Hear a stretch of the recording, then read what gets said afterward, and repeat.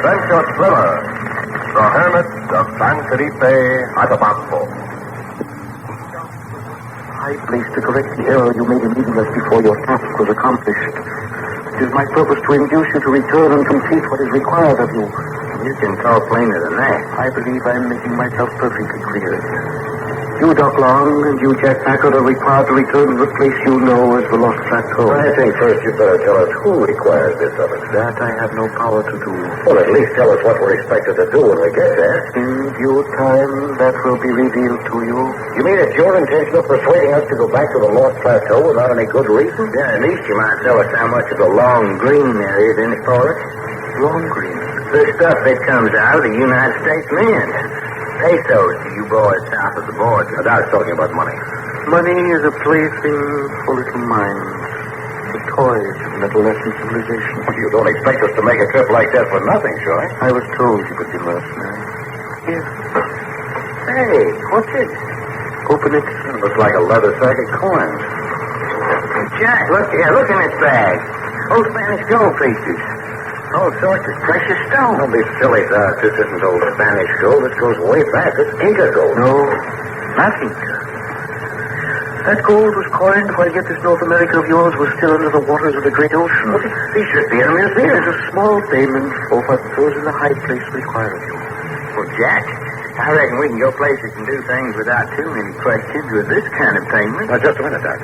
Look, there's only one question I want an answer to. If it can be answered. Last time we were up there, your higher intelligence, or whatever you call yourself, sent us over on the border of the land belonging to the ape men. And except for a piece of luck, we'd all have been destroyed. That was because on that occasion you had with you two beautiful women and a man with an evil heart. Well, what's that got to do with it? Other women are not tolerated in the high place. Other women? You mean? I'm not permitted to say more. All right, but what's this business about the man with the evil heart? The father of the girl, he was a great scientist, that is true. But also he was full of the bitterness of death. Death is something which cannot remain in a living heart. Death is not tolerated in the high place. And what you're saying is that we came up there last time with our own companions and therefore couldn't carry out the commission which you claimed the stars had in store for us. Which is true. Therefore, those whom I represent are requiring you to make another journey. And you will be our guide? No. But I will direct you in what you must do. Boy, I don't know whether I want to make another trip behind that big waterfall and up that mile and a half climb up that stairway to the sun again, or no? You will be required to do neither. In fact, you would not be able to find your way to the stairway again if you tried. Well, I don't know. We got a pretty good pair of heads for such things. That does not enter into it. The way of the stairway to the sun has been closed up. There is no one on the face of the earth save the high ones themselves who could find the way. Nobody, huh? Does that mean that we're to fly directly from Caracas to the plateau? No, you will not fly to the plateau.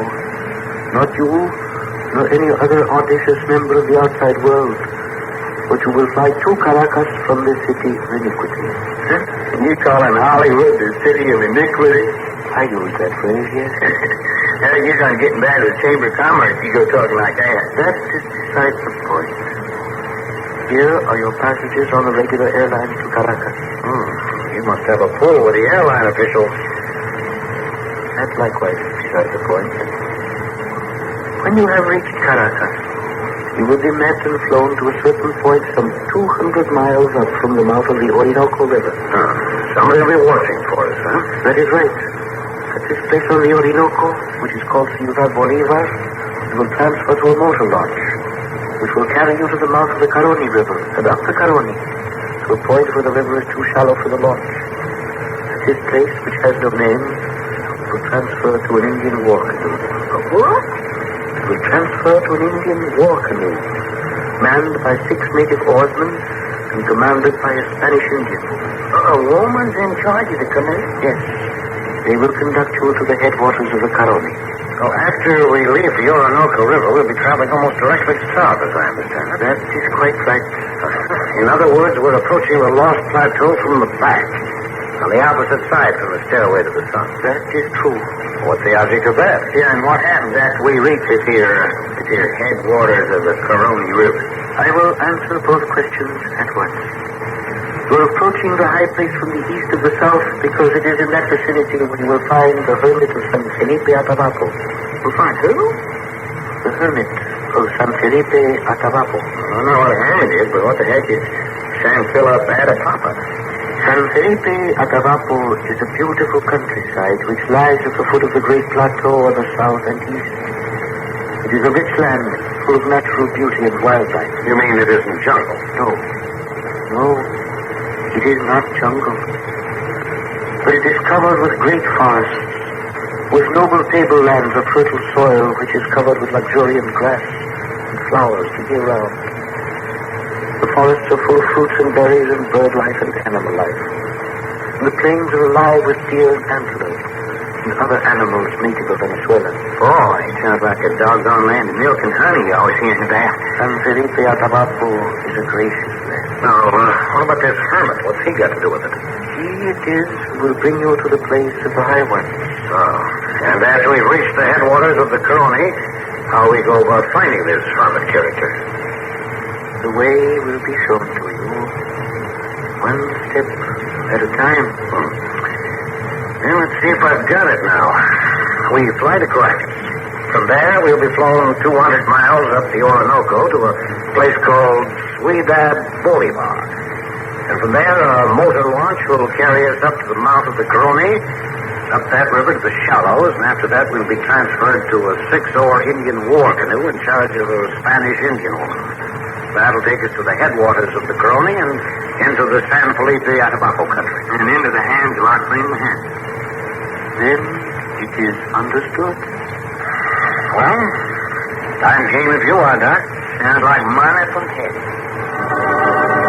All that took place more than a month ago, and out here, near the headquarters of the Caroni, a long-bark war canoe manned by 6 bronzed, heavy-shouldered natives in loincloths is toiling slowly up the last reaches of the river, full of half-buried trees and sand pits and hidden rocks. In the middle of the craft, Jack and Doc sit on the bottom of the canoe, cross-legged. In their rear stands a gaunt, tall-faced freed woman. These babies keep up in this canoe without something falling river. I don't know. Go along now, Doc.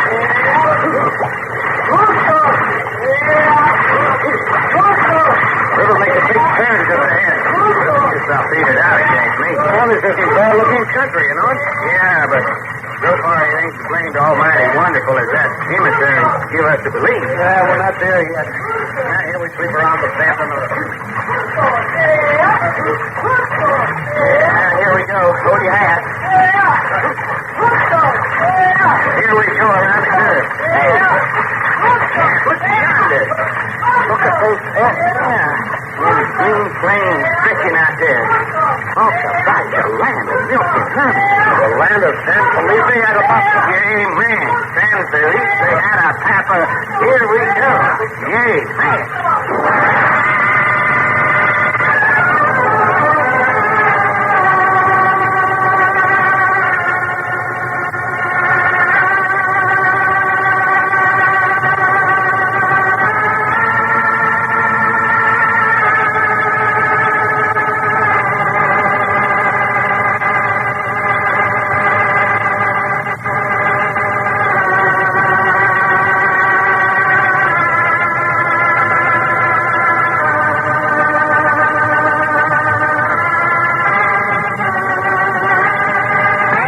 When you hear Jack say, Doc, look over there at the skylight. Yeah, it's a man, all right, Jack. Suppose it's one of the 8 men out to get revenge on us.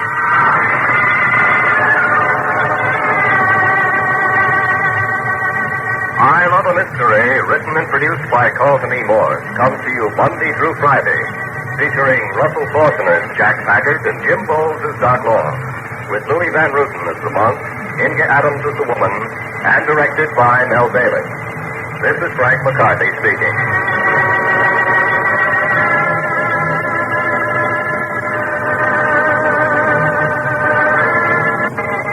This is the Mutual Broadcasting System.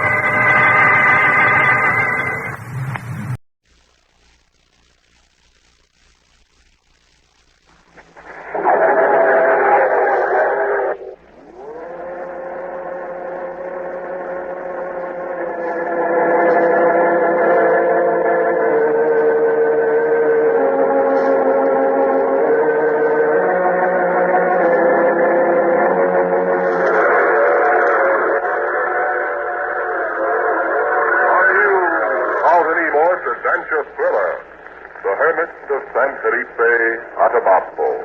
But first, this message.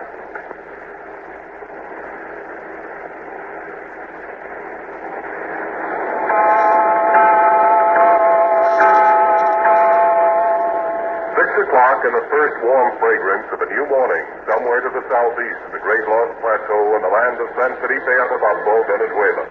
A land in the midst of a great valley with luxuriant plains rolling to the south, while to the east a vast and pleasant forest came down to meet the plain and then marched away toward the rising sun until stopped by the rugged crags of the vast mountains beyond. And here where the plains and the forest meet, Jack and Doc have come upon the Hermit. A queer, bright-eyed, happy-go-lucky character, the Hermit. He was small and roundish, with red apple cheeks, bald with a fringe of fine white hair and blue sparkling eyes. However, he denied that he was either priest or monk, and asked that he be called Jeremiah. And now, at 6 o'clock the following morning... I see you have the camp equipment packed up. We're ready to get on our way. That's right. Once we get a bit of breakfast down our gullet, we'll be drawing our paraphernalia and straw the starches for the journey back and take them to all timber. How about me helping you with breakfast? You'll be sitting there in your haunches, getting out with conversation and nothing else. Okay. Now where'd you send Doc? Well, there's a bit of a river 100 yards or so beyond those beech trees. I sent the boys to fetch a bucket of water.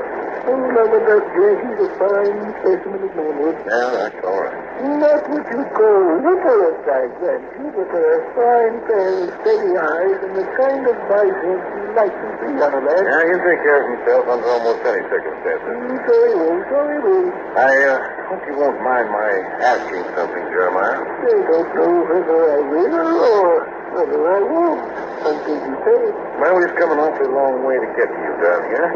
We traveled several thousand miles by plane, 300 miles in a motorboat, and then spent almost 3 weeks coming up to Caroni in an Indian war canoe. Well, if there's anything wrong here to ride in an Indian canoe, it's all Thorson. I never ride it myself. I got to walk for all hours. Yes, but my point is we've finally arrived, and we've been with you since 8 o'clock last night, but we don't know anything more about why we're here or what we expected of us, and, well, when we did before we left Hollywood. That's right. You don't do you? Hollywood. I've heard about that place. In California, if I remember right. You say you're the Hermit of San Felipe, Atabaro, but we don't even know that for sure. Oh, Thorson, you hear that? You hear the question Jack is putting to me?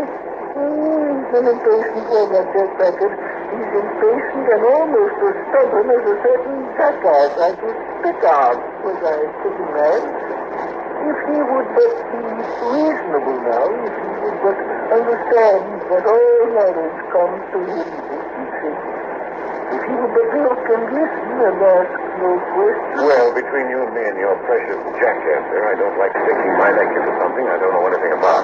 Yes, I repeat that to those who seek and to those who are deserving, all things are revealed. Yes, you talk in terms of mysticism, yet you don't have the look of a mystic to me. Mystic, is it?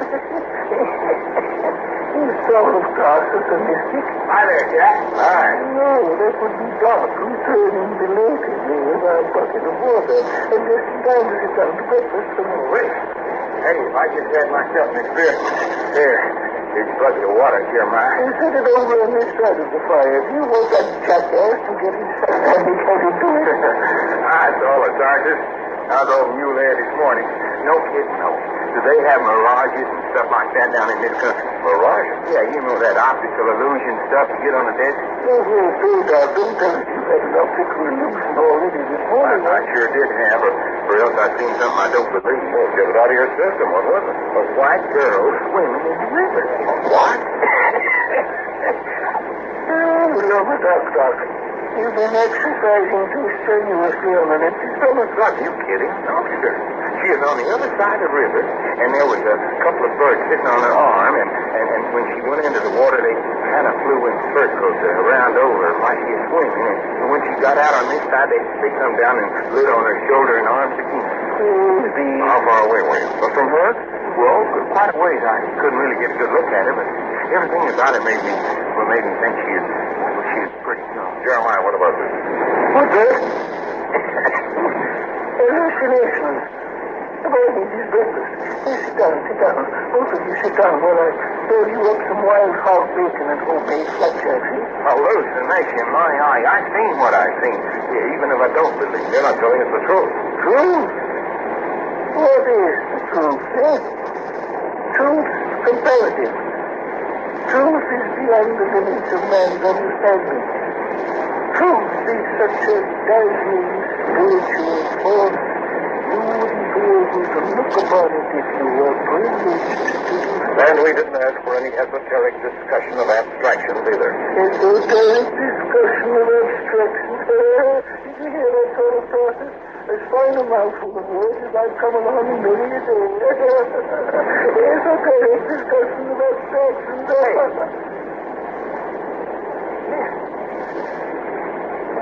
So almost worse than the forest holding a convention. Yeah, a minute ago there wasn't a sheep in the whole neighborhood. And now listen. Coming closer, too. What's the matter, Jeremiah? You don't look very happy. May Satan take us for what is about to happen. Hey, Jack, look. Look there at the edge of the wood. There's the girl I'm talking about. Girl? Yeah. Surrounded by birds. Birds there, see. She's coming this way. She's talking to her. Oh, you're beautiful. Of course you are. 5 children, all of you. All right, now, that's enough. Go away. Please, go away. Back to the forest. Oh, are you still here? Yes, of course, I know all about you. Now, you go see. Did you ever see anything like that in all your born days? No, I never did. Yeah, she's coming into the camp. 15, 16, straight as a little boy. Look at that head. That's what the Jeremiah was poking the fire with his legs. Oh, you got some down there. Watch her fishing out. Hello. I'm so glad you're here. Who are you? Oh, you're glad we're here? Oh, yes. Yes, you don't know who we are. No, but I shall be happy to. Oh, well, I'm Jack Packard. And I'm Uganda. Well, Uganda, this is Doc Long. Oh, Doc Long. How handsome you are. Hey. But of course you are. I leave it to Jeremiah. Jeremiah is not Doc Long handsome to look upon. That remains to be seen. Uganda is going to be displeasure over me. Oh, you. Solid Tarsus, did you see that?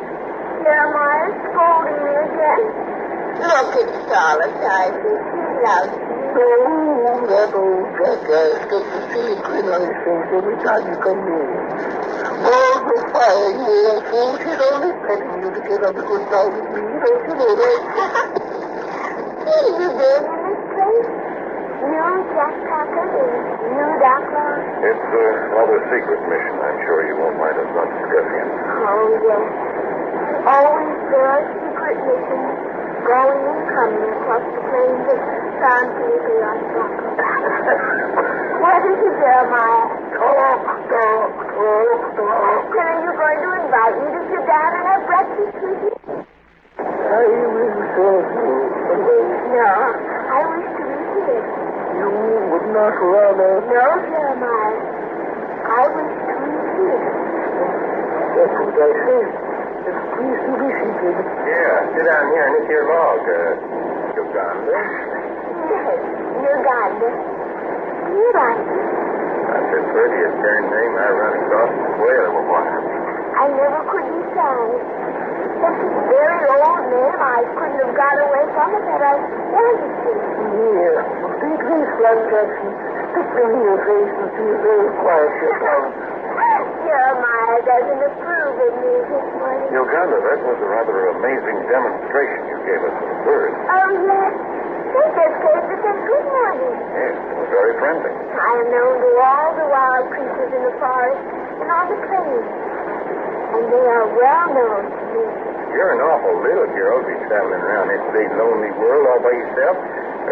Are you a part of Jeremiah's outfit? Oh, no. Jeremiah and Solid Tarsus are much too slow to me. All day I go where I please and do what I wish. And then sometimes at night I hunt them up and put a campfire to them and eat Jeremiah's food. You're just a little wild thing out here in the woods, but there. Did I seem so wild? No. As a matter of fact, you seem like anything but a wild girl. I'm glad you said that. But Uganda, who are you? How come you're here? I am only Uganda. I am here to meet the test which are required of me. Just as you are here to meet the test required of you. Huh? Well, what's that mean? Do you know that this is the land of San Felipe Atabaro? That this is the testing ground for those who would attain recognition among those in the high place.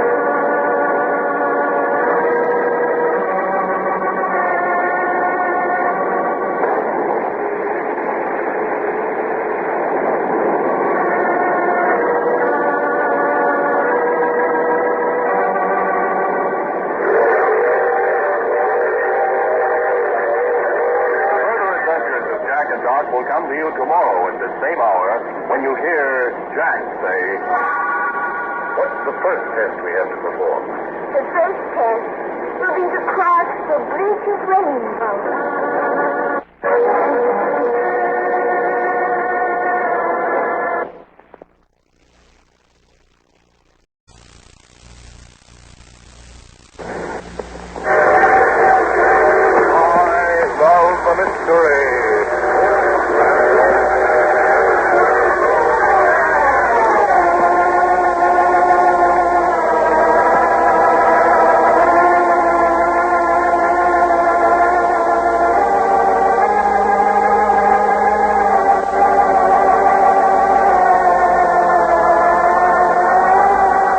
KFJZ 1270, which also brings you mystery and adventure every Sunday afternoon and night, invites you to enjoy tonight's chapter of I Love a Mystery, transcribed every night at 10:15 on KFJZ.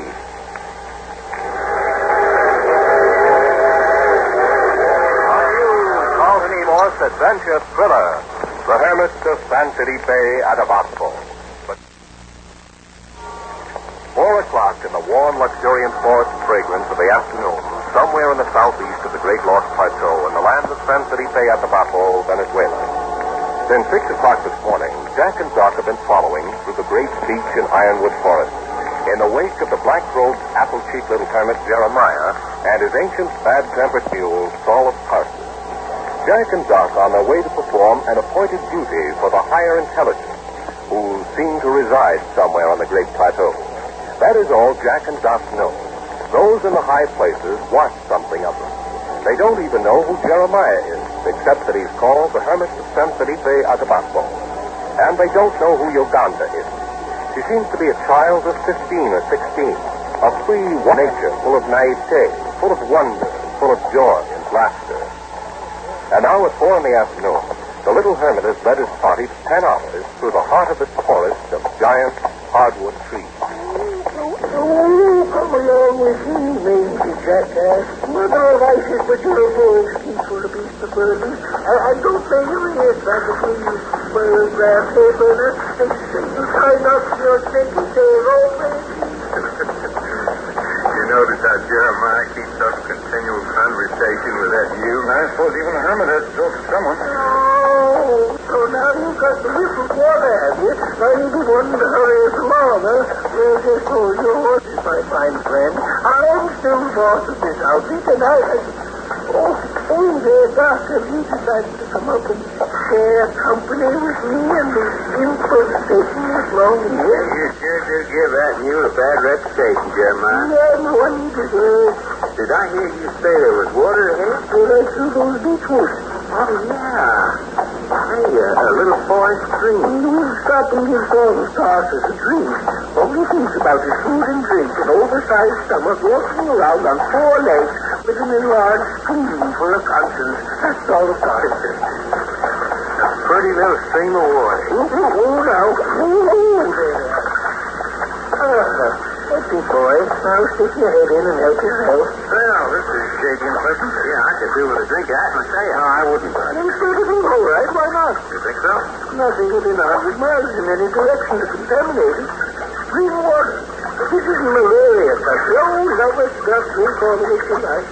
Just go upstream there about salt sauces. I wouldn't ask a red-headed Eskimo to drink after you.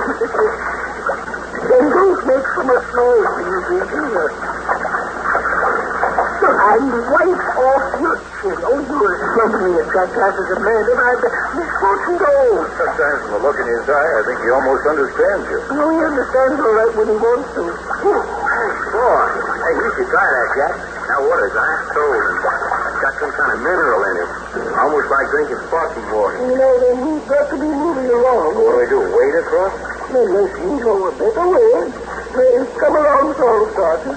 In with you. Come along, come along.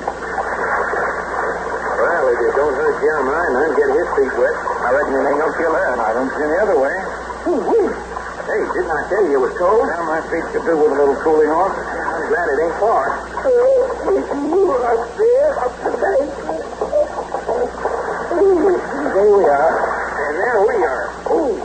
Oh, my boot's full of water. You keep walking soon dry out. You've got to keep moving. What are you rushing us to in such a hurry? Someplace we've got to get to before dark? We'll get to my place before dark if we step right along. Your place? You got a place? No, just fire friend. Kind of hermit have a place to live. Yeah, I just never thought about it. Hermits are supposed to live in caves, ain't they? That's right. Nothing like a nice dry cave for keeping a man warm in the cold season, dry in the rainy season, and cool in the hot season. Are you telling us that you actually live in a cave? Well, now, if you're going to hold it against me, Not at all. If you're comfortable in a cave, why not? that's very generous of you. Come on, saw you long-eared infidel. Move it some. Hey, listen. Seems to be some kind of a commotion among the animals up here. That will be Uganda. Uganda? You mean she's this far from home? The whole forest is Uganda's playground. But you can't possibly get back home before dark. Oh, where do you imagine her home to be? Well, we decided she probably lived with her folks back on the edge of the plain somewhere. Uganda is an amazing child. And you mustn't be surprised at anything she says or does. As to her home, it's all the passes lay those ears down before I knock them down for you. Oh, there she is, Jack. Will you look at that? Sitting yonder on the ground with squirrels and chipmunks swarming over it. Hey, ain't that a baby skunk she's holding in her arms? Yeah, looks like it. A couple of grown ones on their haunches beside her. Well, pardon me if I don't go any closer. Oh, you're so beautiful. Of course you are. I love you all. You funny little folks, aren't you? Yes, I do. Oh, yeah, there you are. She is an animal herself. Now, imagine her spotting us back here in the shadow. All right. Go on, all of you. Go on, Would you look at that? Everything hot-tailing to the woods. Hi, Uganda. Where the heck you been keeping yourself all day? Oh, I've been miles into the forest. Did you see with that funny little polecat man? Look at my finger there where he nibbled on me. Ain't you scared of nothing? Scared? Yeah, I couldn't get me to go near that pack of critters that you were sitting among. You would not? You're about the bravest little thing I ever come across. Oh, no, it is not crazy. It is the Lord. Lower. Yes. Just Packard, you understand what I'm talking about. The ancient lore? Well, I don't know about the ancient lore, but you seem to have a way with animals. Now, will you stop that chattering, Uganda? We've a way to go yet. Oh, but you're angry with me, Jeremiah. Put your own there, sort of Tarsus, you bigoted old reprobate. You know what I will do, Jeremiah? I never know what you will do next. Oh, would you like this? I'm going the rest of the way with you. And when we get to your cave, I will make you food with my own hands. That you will not. Oh, but I will. For you, and for you, Jack Travis, and for you, Doc Long. Well, I'm going to have me one whale of an appetite when we get through this day's walking. I'm pretty near famished right here now. Oh, no, you mustn't be. I will get you something. Oh, hey, that ain't necessary. No, I can't like you. You keep going, I'll touch you. Where the heck's he off to? Don't there's a fire, friend. Don't try to anticipate what that child of thinking has on her mind. Tell me something, Jeremiah. I might. And then again, I might not. Well, you always seem to go into a black mood when Uganda appears on the scene. You fidget and frown and scold like an old woman. The consequences of that young woman's antics may fall upon my head if it's of any interest to you. It's of great interest to us. What are the consequences of her antics? Well, gee, now, and I would like to know that myself. And who is Uganda? And that she should be of such great concern to you, and apparently of no concern at all to her parents.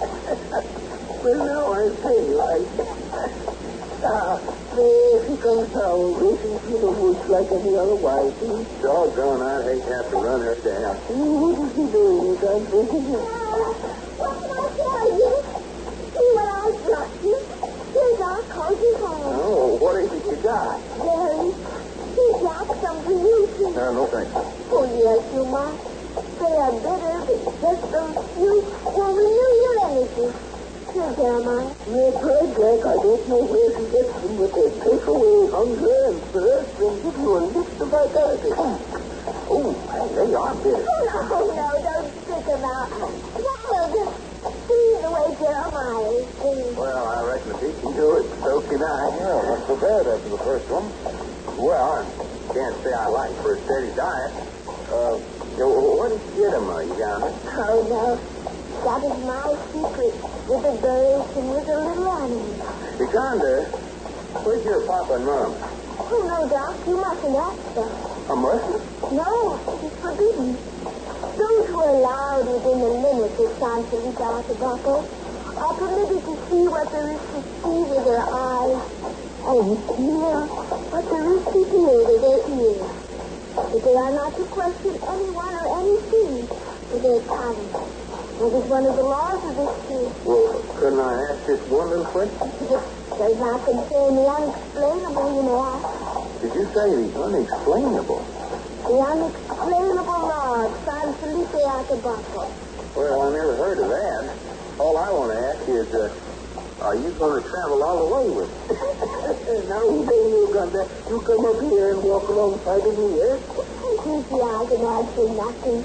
My friend Jeremiah is the doctor. Come up here and talk to Soul of Tarsus. You're neglecting the critter, and he's in a mean mood. All right, Jeremiah. But I will promise you this, walk long. When you have passed your probation and are permitted to cross the Rainbow Bridge, then many things will be told to you. Probation? You mean we're to be tested in some way? Talk. You see how angry Jeremiah is. I can say no more. The rest you will have to find out for yourself.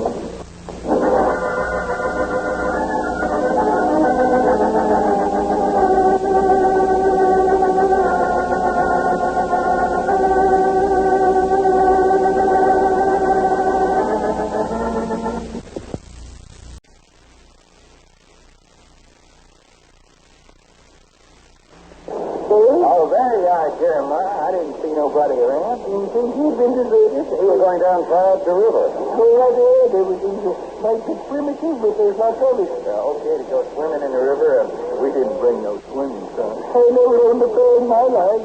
Civilization's a long way off. Well, I was just thinking maybe about Uganda being around. Uganda was gone this morning before I had my peepers open. Well, it ain't natural for a young thing like that to be flitting about in the forest all times of day and night. their papa and her mama thinking about? Let her do it. If I ever had a daughter, I'd be happy if she had half the poise and self-assurance and comprehension that Uganda has. Well, if she's my daughter, she'd stay home nights. I know that. Hey, this is as pretty a swimming river as I've seen in a long time. Get out of my britches. There, took off my shoes. And here I go. Oh, man. How is it, Daddy? It's cold and it's so across nose, but elegant just the same. Come on in. Okay.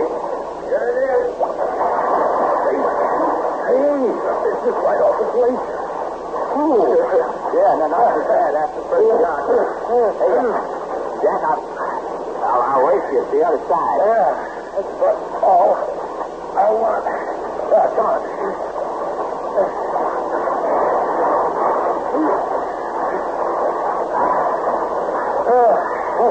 Hey, look who's watching us from the other bank. Uh-oh. Uganda. Hey, you double-crossing female, get the heck out of here. Hey, you go back into the woods and mind your own business. Don't make such a fuss, Doc. She's so far off. I don't care if she is. Shame on her anyway. Well, you get clean away from the river and you stay away. Very well, Doc.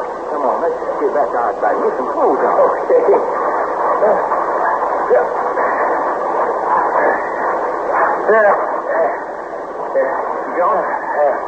Yeah, she's going. She was far away anyway. I don't care if she is. The idea of her doing a stunt like that. Privacy is privacy, and I got good Texas training to back up what I think. Wait out of here and get into my clothes before she starts any motion anything. Oh, here's your towel. I'm getting in my clothes without no towel. A lot more fuss than she was. That's the thing that roused me. She wasn't supposed to fall. In fact, we were so far away. Matter of fact, for all we know, she may have thought we had on swimming suits. Well, kids can be too smart for their own good. I don't know if I'm going to do myself any good at shaving in cold water and without a mirror. Now, here's a little pocket mirror. I can't do anything about the cold water. Yeah, well, thanks. Cold water, cold hard water won't even make a lather. Just rub shaving soap on my face and get tried anyway. What's on it? Man, that pulls. Hello. Coming up. May I join you? There she is again. Go away. What do you say that, Doc? You don't want to. Yes, come on if you like, Uganda. But the doctor's just sleepy. Oh, come on. I don't care. Okay, dear. I'm so sorry if I offended you, Doc. Well, nice girls don't come around when they don't belong. Nice? What is nice? Huh? Well, what do you mean, what is nice? There is good and there is evil. Good is of the mind. Evil also is of the mind. Do you mean I am evil? Oh, no, of course I don't mean you're evil. What are you talking about anyhow? Yes. Have I also offended you? No, because I think I see a little more clearly who and what you are. Well, I wish you'd tell me who and what she is. She don't make no more sense to me than a Chinese alphabet. Who are your teachers, Uganda? One cannot be taught. One must learn of one's own volition. How old are you anyway, Uganda? In this life, I am in my 17th year. And this? How many lives have you lived anyhow? In the passage of time, I am a very young soul and have many more lives to live till I am perfect enough in spirit to sit in the places of the Most High. Hey, what the heck are you talking about anyway? Oh, Doc, when you get that so horrible frown on your face, you make me want to laugh way down inside you.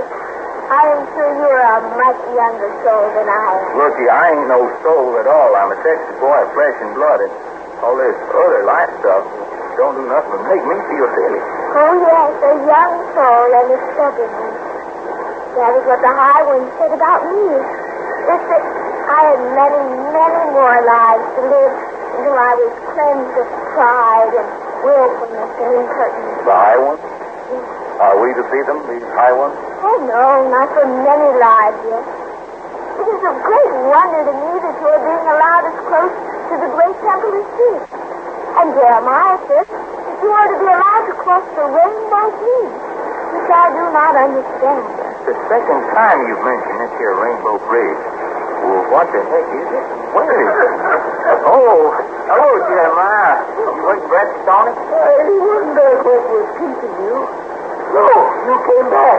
You know, Jeremiah, you've lived alone with Charles Sarkis for so long, you're getting a terrible disposition. Oh, Leviduck girl, it's not that jackass that gives me my disposition. It's spreading over you. That you never had before. I've never been two young men in the valley of San Felipe at the Atabaro before here. Uganda was just telling us that we're a pair of very young souls. But it's true, Jeremiah. Oh, Satan take me if I don't know someone who's going to have to face it. It's not for me to read out punishment. But, Jeremiah, I am speaking only of things that are permitted. They're not meant for such as these. Come along with you.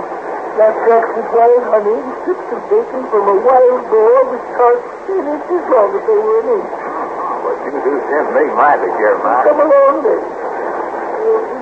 Having a morsel without your gunner. Oh, yes, if you are not too angry with me. Girl, the fire, girl. My anger is like the burning of a dead leaf. One flash of fire and the heat is all out of me. Of course, I know. Please, Jeremiah, may we not go by the foot of the rainbow bridge? Your gunner. Please? You said they were to be allowed to cross over. Oh, I'll be up before the judgment seat long before my time if I have to do with you much Oh, longer. please, Jeremiah. Who am I to say no? Thank you. Come this way through the trees.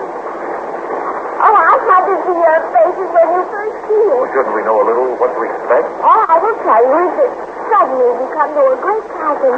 It will suddenly appear at your feet, so do not take an extra step or you will fall down, maybe 2 miles, maybe 3. Oh, man.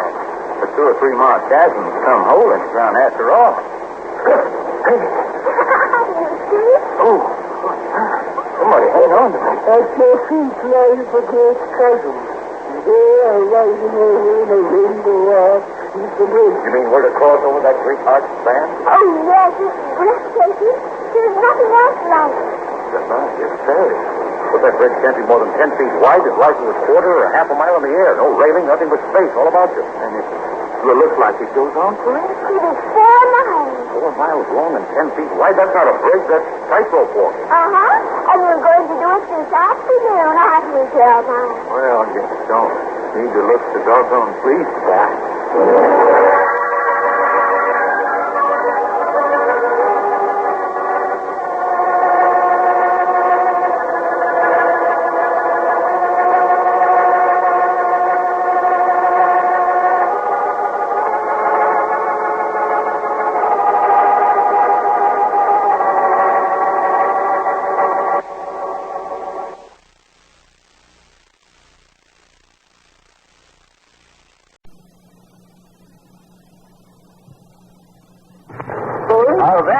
Jeremiah, I didn't see nobody around. In case you've been deserted, we were going down try out the river. Everything's might be primitive, but there's not of it. Okay to go swimming in the river.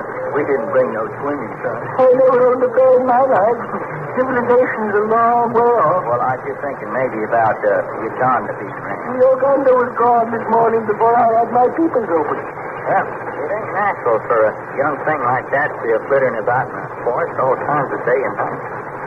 If Papa and Mama thinking about it, let her do it. If I ever had a daughter, I'd be happy if she had half the poise and self-assurance and comprehension that Uganda has.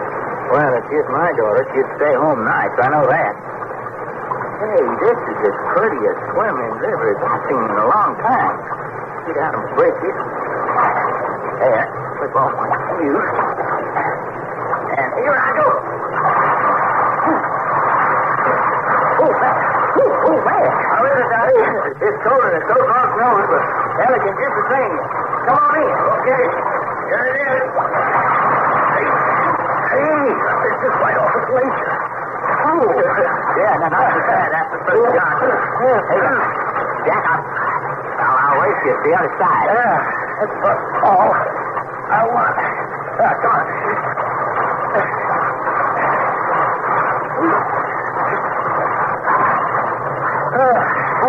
Hey, look who's from the other bank.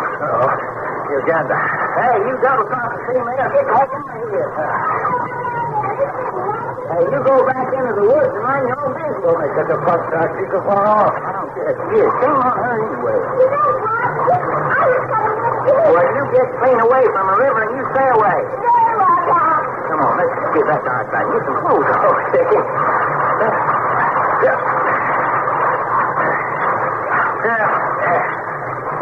John?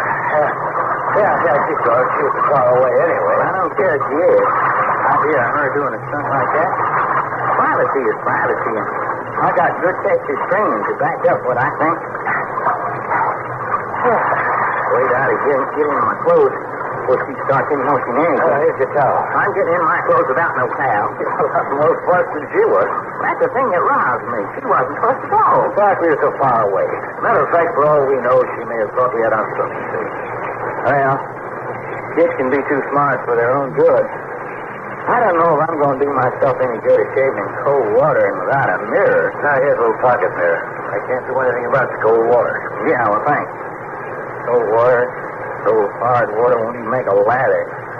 Just rather shaving soap on my face, I guess. Try it anyway. Look on it. Man, that pulls. Hello. Coming up. Roger. There she is again. Go away. What do you say that, Doc? You don't want. Yes, come on if you like, Uganda. The Doc is the station. Oh, come on. I don't care. I'll take it. I'm so sorry if I offended you, Doc. Well, nice girls don't come around when they don't belong. Nice? What is nice? Huh? Well, what do you mean, what is nice? There is good and there is evil. Good is of the mind. Evil also is of the mind. You mean I am evil? Oh, no, of course I don't mean you're evil. What are you talking about anyhow? Yes. Have I also offended you? No, because I think I see a little more clearly who and what you are. Well, I wish you'd tell me who and what she is. She don't make no more sense to me than a Chinese outfit. Who are your teachers, Uganda? One cannot be taught. One must learn of one's own volition. How old are you anyway, Uganda? In this life, I am in my 75th year. This? How many lives have you lived anyhow? In the passage of time, I am a very young soul, and have many more lives to live till I am perfect enough in spirit to sit in the places of the Most High. Say, what the heck are you talking about anyhow? Oh, Doc, when you get that so horrible frown on your face, you make me want to laugh way down inside you. I am sure you're a much younger soul than I am. Looky, I ain't no soul at all. I'm a Texas boy of flesh and blood, and all this other life stuff don't do nothing but make me feel silly. Oh, yes, a young soul and a stubborn one. That is what the high one said about me. Just that I had many, many more lives to live until I was cleansed of pride and willfulness and impertinence. The high ones? Are we to see them, these high ones? Oh, no, not for many lives yet. It is a great wonder to me that you are being allowed as close to the great temple as you. And Jeremiah says that you are to be allowed to cross the rainbow bridge, which I do not understand. The second time you've mentioned this here rainbow bridge. Well, what the heck is it? What is it? Oh, Jeremiah. Put breakfast on it? He wasn't that what was keeping you.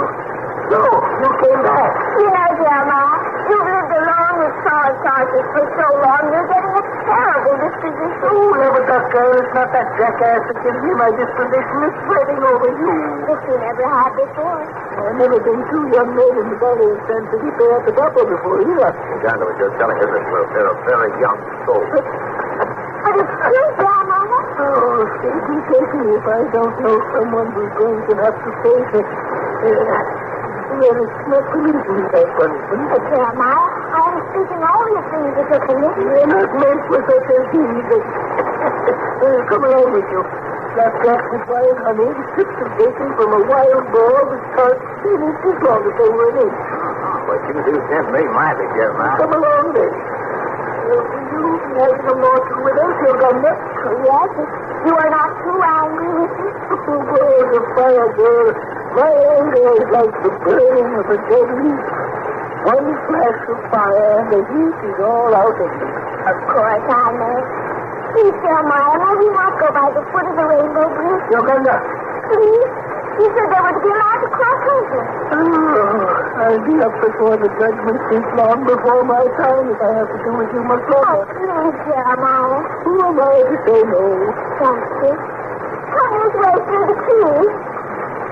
Oh, how did you see your faces when you first see it? Shouldn't we know a little what to expect? Oh, I will tell you that suddenly we come to a great chasm. It will suddenly appear at your feet, so do not take an extra step or you will fall down, maybe 2 miles, maybe 3. Oh, man. The 2 or 3 mile chasm is some hole in the ground after all. Hey. You see? Oh. Somebody hang on to me. At your feet lies the great chasm.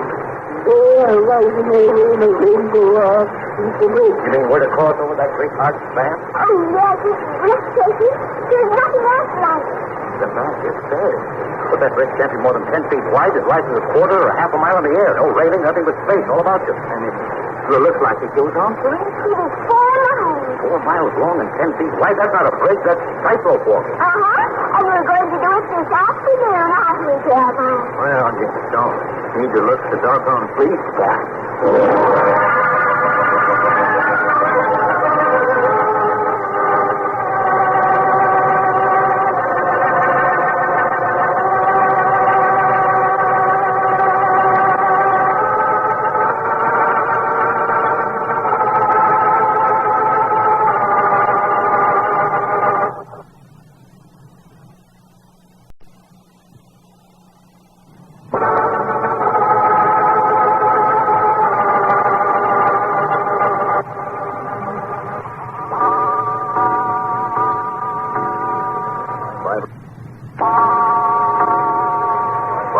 In the slanting rays of the afternoon sun, high in the rarefied air on the Rainbow Bridge, somewhere to the southeast of the Great Lost Plateau, Venezuela, South America.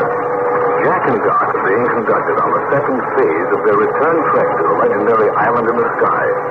For 2 hours now, Jack and Doc, with Jeremiah and Uganda and Saul of Tarsus, have been negotiating the Rainbow Bridge. It is a structure of keyed stone, arched like a rainbow with its footings one on each side of a bottomless precipice.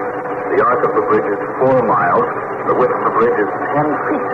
A 10-foot pathway into the sky without side railings. That is why Jack was given the rope about the mule's neck to hang on to, and Doc was given the animal's tail. Neither Jeremiah nor Uganda seemed to mind the narrowness of the bridge, nor the breathtaking rise into the air. This is a fine darn way to travel, hanging on to the end of a donkey's tail. Oh, for 20 years now, Saul of Tarsus has been making this excursion over the bridge. If I were to give you hold of that jackass tail and start him across all alone, you get you there. Don't you worry about that. He ain't liable to let go with one or both of them hind legs. And that's why he's on the bridge. Oh, no, sir. If anyone got a respect for the Rainbow Bridge, just like the rest of us. But I wouldn't come up behind him once we're in the clear. We've been traveling for 2 hours. We're almost to the top of the arc. Halfway, huh? Yes. And then all the rest will be down here. Up one side and down the other. Well, personally, I ain't a-looking. I'm keeping my eyes right straight ahead on Saul of Tarsus' pack saddle. We should be hearing the music any time now. Music? Yes. Just before we reach the top of the arc. From someplace out there comes beautiful music. No, it's not real music. Oh, no, just vague chords. As though someone were letting his fingers fall gently on the strings of a harp. But that's silly. How can anybody be making music up here? Doesn't the sky above and space a couple of miles deep below. Doc, you really are a young soul, aren't you? Hey, will you stop calling me a soul? I'm just a plain blood and bone Texas boy. Oh, yes, in this reincarnation, of course. But fundamentally, you are a soul, or a spirit, if you wish. And you are a very young spirit. Oh, listen, stop a moment. You hear us, don't you? Yeah. You get it yet now. Know what it reminds me of, Doc? Huh? What? The sound of music we heard when we went behind the mile-high waterfall on the other side of the Lost Plateau. Hey, that's exactly what it sounds like. You have been behind the curtain of water which leads to the stairway to the sun? Of course we were. Last time we was up on the plateau. Yes, did not know that. Jeremiah, you did not tell me. Yes, didn't I now, it must have slipped my mind. So that is why you are being allowed to cross the rainbow bridge. Because already you have No, then. Let's get along with us. We can't stand here all day. Jeremiah. Then come along here, Close, Carter. That's it. Come along with you. Just looks like Jeremiah don't want you asking no questions, Yolanda. I, too, am a young soul. I do not control my tongue. I have little patience. Yeah, a young soul of 17. Oh, no. I am 17 years in this newest reincarnation. That does not measure the age of a soul. A million years is young for a soul. If you were just reincarnated 17 years ago, who was you before that? There are those who know. I do not. I have not arrived at that state of perfection yet. Well, it's all very interesting, but I don't believe a word of it. You're a wonderful doctor. Hey, how long do we keep here in that horse, Until we begin to descend on the other side. And here we come to the top of the arch. Well, I should think so. I'm getting sort of leg weary climbing. It shouldn't take us so long to make the descent. Well, no, it's no way of slowing down. Those cobblestones aren't the way best thing in the world for a jackass to find a footing on. So starters takes it nice and slow and easy. Well, anyway, we started down, and it's a change. Now, what kind of country can we expect once we get down off this bridge? Rugged, volcanic rock, underground river, not a blade of grass, not a twig of a tree. There now. It's time to go. Yes, I was just going to call attention to this. Well, that's quite a phenomenon. Any explanations at all, Jeremiah? No, none. Well, in view of our two experiences, I might suggest one. All right, yes. No one will ever hurt my speculation. Well, the first time we heard it was in the tremendous noise of the waterfall. This time we're high in the air under considerable physical and emotional stress. Perhaps the human system responds to musical vibrations in the air under violent strain. But I am under no stress, it seems. No, you don't seem to be. Well, let's try it out then. One of them unexplainable things that always seems to be happening to us down in this neck of the woods. Like who built that mile-high stairway to the sun with them gold plaques in every 7th step? And who built this here Rainbow Bridge? The very ancient ones could give you an answer to all your questions. If they would. Well, there's one thing I would like to know, though, and that's why, as long as they was building it, they didn't make it wide enough so a person didn't feel like he's liable to step off into space any second.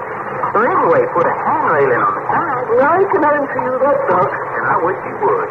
Anyone who is not able to cross the Rainbow Bridge as it stands is not worthy to cross it. You mean there have been people who've tried and failed? A few? Yes, quite a few, in fact. Huh? Even with all the parts that failed to hang on to? Oh, yes. Many wouldn't even try it. Others have tried and not been able to go on. I have seen men lie down flat on their faces. Though they are the edges up here on this bridge. Yeah, I know. Just how to see. Twice men have become faint and plunged over the side. Oh, they were meant evil of heart. No man with evil intentions in his heart can cross this bridge.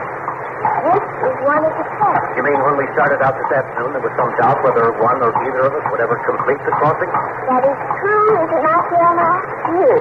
This is one of the several tests which you must meet before you will finally come to the task which you are expected to perform. Well, could you give us a hint of what some of the other tests are to be like? Maybe you know better than to ask that, my son. All right, then. Could you give us a hint of what the task is which is expected of us? No, I ask him. Is it likely? No, I suppose not. Hello. Look how the lower portion of the bridge goes down into the fall. I hadn't noticed that. Yes. The mist rises up out of the chasm at this hour every afternoon. Presently, as we descend, we will be swallowed up in the fog also. See, it's rising to a sky. Well, I only hope all the process is just as sure-footed in the fall. Don't worry about Charlie. Uh-oh. Look at the tears go forward. Oh, look at him perk up. Oh, what's that mean? Oh, there you blame jackass. What's the matter? Listen.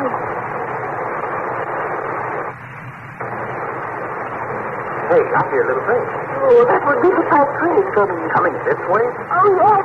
A pack train of the cutest little girl you ever did see. But there ain't no room for two-way traffic on this here tight rope we'll walk. Oh, the fireplace when the pack train comes through, you stand out of the way.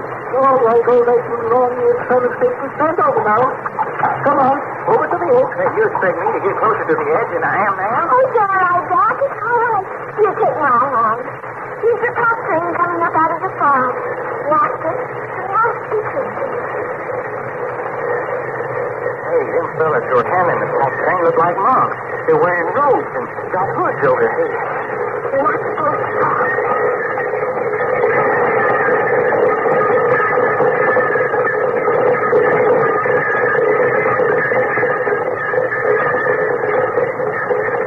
Well, what do you know?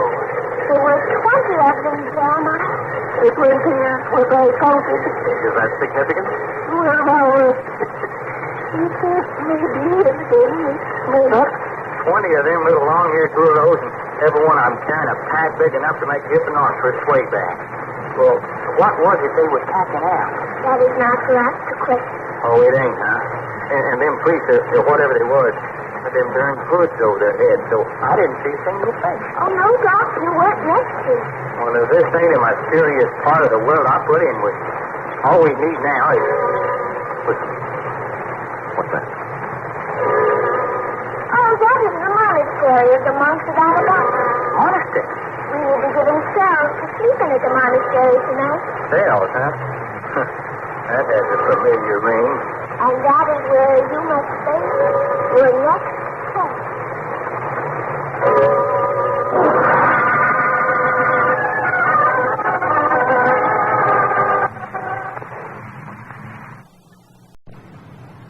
Now, I run a mystery.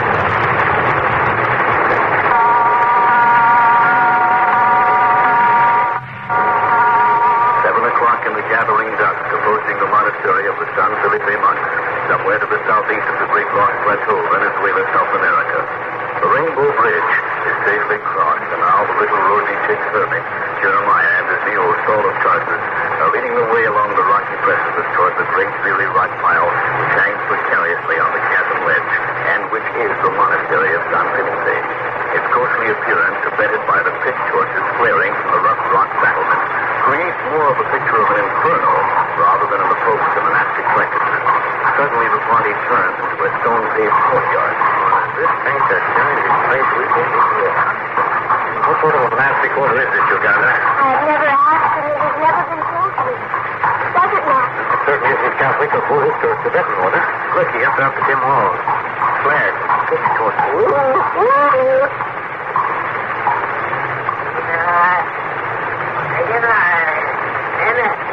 Where's that come from? Very respectful figure of the conservative Catholic. Shall I answer him, Grandma? If it is your wish to do so. Uganda! Wanna recover us?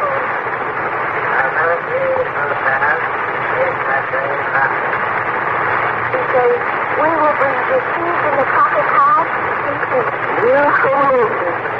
Come on, Saul Tarsus. Well, you know where the proper place is. We take our places on this stone bench from the outer gate. Yes.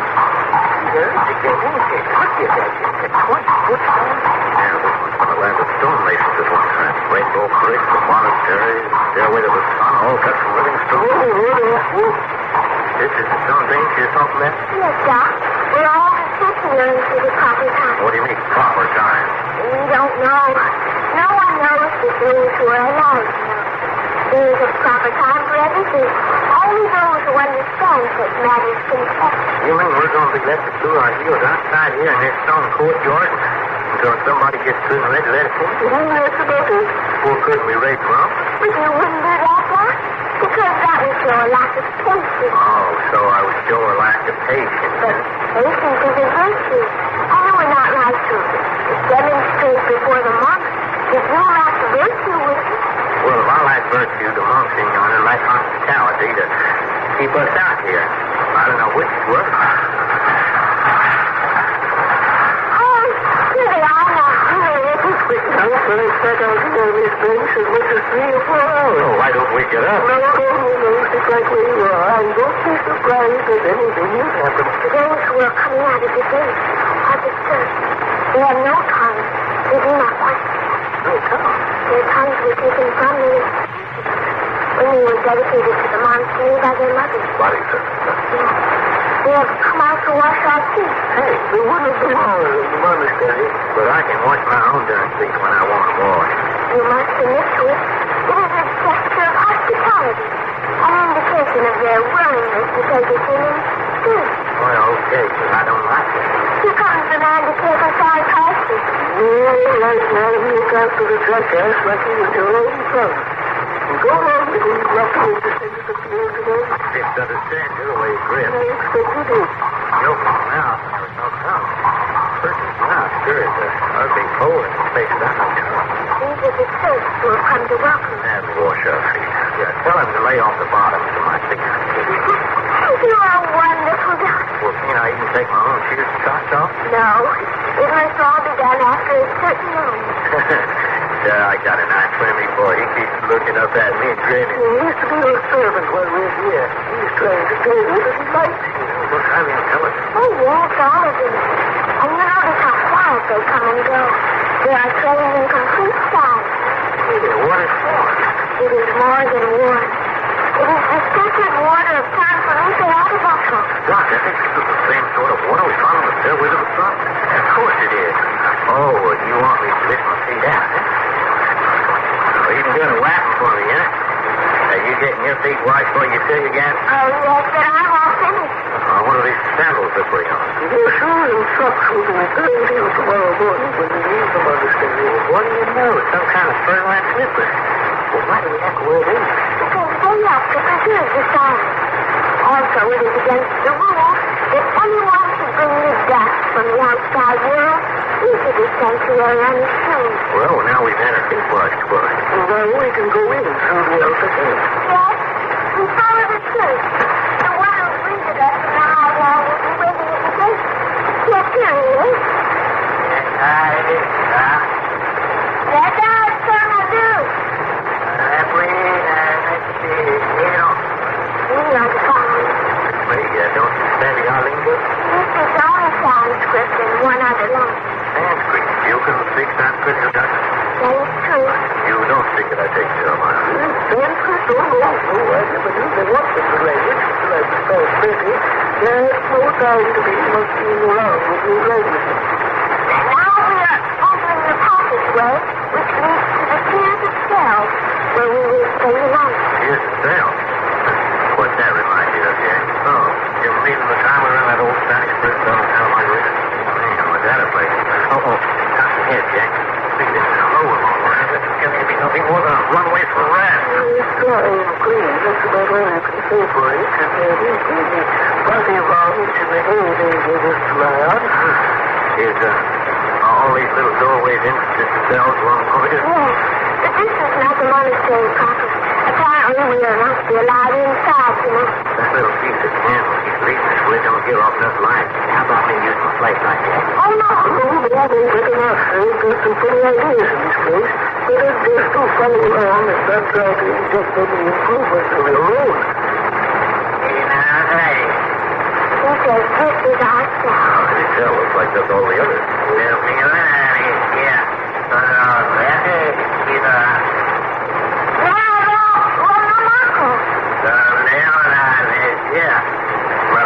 What'd you say? He says the red-headed one is to go with him. That's you, Doc. Go with him what? I do not know. What for? I do not know that either. He merely says the red-headed one will go with him. The rest of us are to remain here. What about this, John? Yes, you do. What they want of you. Well, is this some more of that testing that we're expected to go see? Yes, that must be it. Yes, I agree. John was looking outside as far as his mother said he's concerned and important. I don't like this separation business. Ask him why that's necessary. He's our Lord Monarca. He's poor.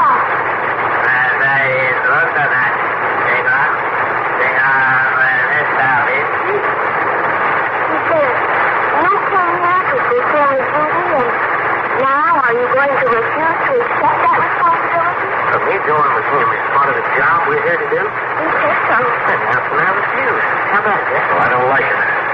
Same as that county. Here it goes. Okay, sport. Lead on. Just a minute, Doc. Watch yourself. If you're not back in an hour, I'm going to start carrying the plate apart. You've got to tell that to our guide here.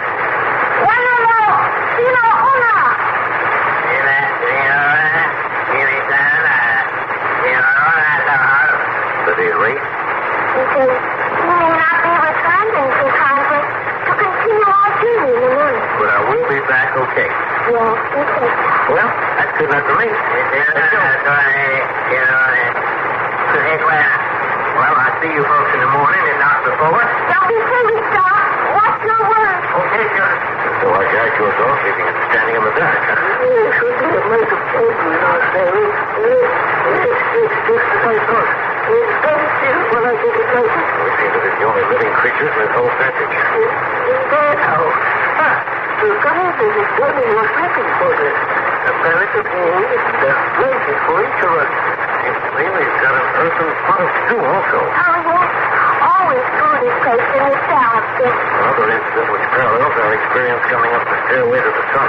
You weren't fed in this moment? Yeah, same kind of earthenware pot, same kind of stew, same pallet of hay on the floor, identical blanket. It is not surprising. Built in a high place with nearly all the great plateau and all its approaches. So whether you come to it from the east or west, or the north or south, you'll find the same sort of reception. I see. Jeremiah, why did they take Doc away instead of me? Because Doc is the chosen one. Chosen one for what? Yes, Grandma. What does that mean, chosen one? Boles says, why would you have my son thrown out by the root school? Oh, no, Grandma. Don't ask me questions which I have no business to answer. Chosen one. I wonder why. He has lived such a slow life. He has such a young soul.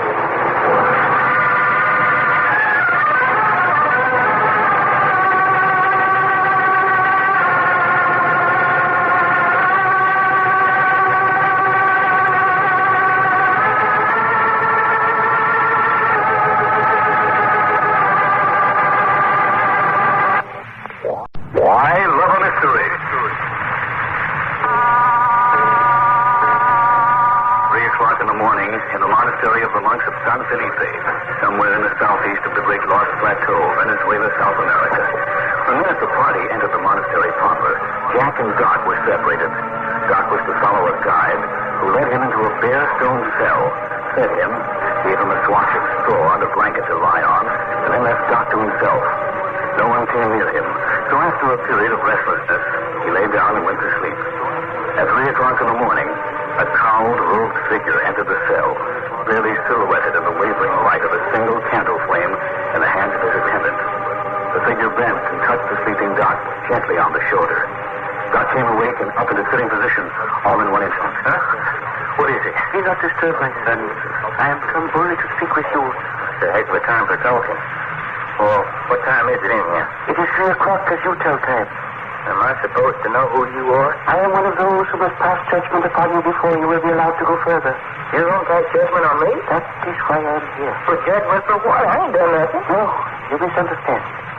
Rather, I am to pass judgment on your qualifications or capabilities. Huh? I have found that most people find a great deal of satisfaction in discussing themselves with someone who will listen. Oh, yeah, I like to talk about myself. Who don't? Anyway, the part of myself I don't mind showing.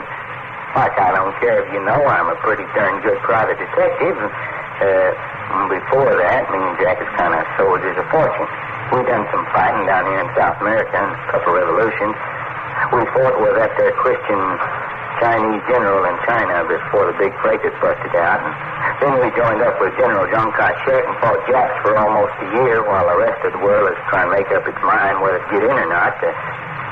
That's the kind of stuff you're interested in? No, you misunderstand. Your history is colorful, and at another time I would like to hear more of it. But now I should like to know some personal things about you. Mr. Long, are you married? Married? Me? You have not? Not me. Have you ever been? Never. Have you any attachments where women are concerned at the moment? Oh, hey, now. Do you mind so much answering such questions? Oh, no, except they make me feel kind of silly. About this attachment. Well, I know plenty of girls back up in Hollywood. You are in no way obligated to any of them or emotionally attached? Just good friends. Have you any other attachments or obligations which would prevent you from cutting yourself off from the past, at least temporarily? Cutting myself off from the past? You mean by that, would I be willing to, for instance, stay down here in this neck of the woods for the rest of my life? Is that what you're getting at? Before you accepted this assignment, you were rewarded with a consideration. Oh, I'll say it was a consideration. A leather bag full of the kind of stuff you'd expect to find in Captain Kidd's treasure chest. Exactly. Would you be averse to accumulating a great deal more of such a treasure? Well, now you're talking about something I can understand. Only there's just one thing I want to ask about. Well? Why do you bring me up here and talk to me alone? Why don't you make a proposition in front of Jack, too? Because you alone will be allowed to participate in what I am offering. Then it's that. I must have misunderstood you. No, you didn't. If Jack ain't in on this, too, then let's do it. I don't believe you understand what I'm talking about. There's a great treasure of precious metals and stones which, according to legend, were lost when the Spanish came to the Americas. They were not lost. They were taken into protective custody by those who are now interested in you. Hey, the Spanish come over here hundreds of years ago. Yes, that is true. Then how could those who hid the treasure be interested in me? They'd be dead and turned back to Earth by this time.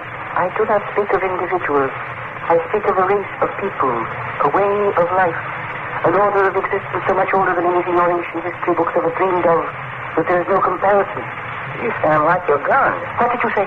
Well, I say you sound like that little nature girl you're gunned. What do you know of Uganda? Well, she's been traveling with us the last 3 days. We picked her up in that San Philip Atapapa forest, and she's been with us off and on ever since. Why, do you know her? She came to this place with you? Yeah, she's down in themselves with Jack and Jeremiah. Hello. Yarborough. Aruga, karibu sa ito. Yarborough. Huh? Hey, where's he going? I am sending him to bring the girl Uganda. You seem to be awfully darn interested in her. Who is she in there?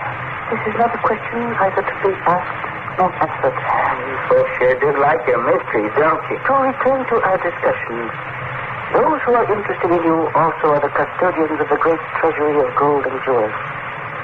If you are willing to cut yourself off from all ties, all interests which have been yours until now, if you are willing to accept instead that which is in store for you, you will be rewarded with wealth beyond average. What's wealth beyond average? You will be a rich man until the end of your days. Nothing will be beyond your want or desire. You know what you're doing, friend? You're appealing to the Texas boy. You're making my mouth water like a hound dog looking to porterhouse steak in the eye. In fact, if you was to sprout a couple of horns and bust out with cloven hooves, I'd say hi, you Satan, and wouldn't be the least bit surprised. Perhaps you would like to come with me and see some of this great treasury for yourself? Not me. You will never have another opportunity. It don't make no matter. If you can't cut Jack in on the deal, I ain't interested. Here, hold out your hand. Huh? Hey. Diamonds. Rubies and emeralds and... Hey. What am I supposed to do with these? Keep them with you the rest of the night. Sleep with them and think over what we have to offer. The heck with that. Take them back. Here. You mean that? You're darn certain I mean it. You ain't bribing me. Oh, here's one fella in the cuff of my trousers. Take that, too. Don't be hasty. You still want to reconsider. Hey, look, pal, I'm getting awful sick hearing your voice. If you don't want to bust on the snooze, you just keep nagging. Oh, here's old Sanskrit back again. Oh, Ruto? No. Huh? What's he saying? Why didn't he bring Uganda? She sends word that she prefers to stay where she is. Oh, she does, huh? Okay. What happens now? You will be permitted to go forward. You have met your test. Test? What test? If you had accepted my offer, or if you had as much as hesitated one instant in refusing it, you would have been turned back. You mean that was all a lot of hokum? That there wasn't any great treasure? Oh, yes. I did not tell you a single untruth. Now you may depart on the next leg of your journey. Even now, the mule Salt Tosses is loaded with his burden and stands waiting at the outer gate. And is Jack and Jeremiah and Uganda coming too? They will be at the gate almost as soon as you are. But what's you rushing us off in the middle of the night for? Where you're about to go, it doesn't matter. Huh? What kind of talk is that? Go with my attendant. I don't know. Huh? So here we go again.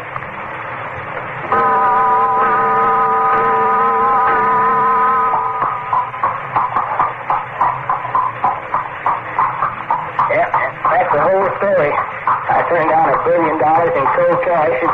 So now I'm an honorable man, and we can go ahead with our journey. I couldn't just held off a little so I could have gotten a little more sleep. Routing us out and getting us on a trail at 4 o'clock in the morning. Yeah, and what a trail. We seem to be climbing straight up a rock precipice. How you coming, Jeremiah? Oh, fine. There won't be much hurry this climb, though. Almost over now. Plain dark. Yes, these two places. I never made it in the daylight in my life. You still with us, Uganda? Oh, yes. Now, will you make a dark story? It was to have been expected. This doctor's chosen me, Jeremiah, sir. But aren't you a detective? Some fair. But I do not understand why they asked you about your interest in women. Yeah, you're not married. You're a cat. Yes.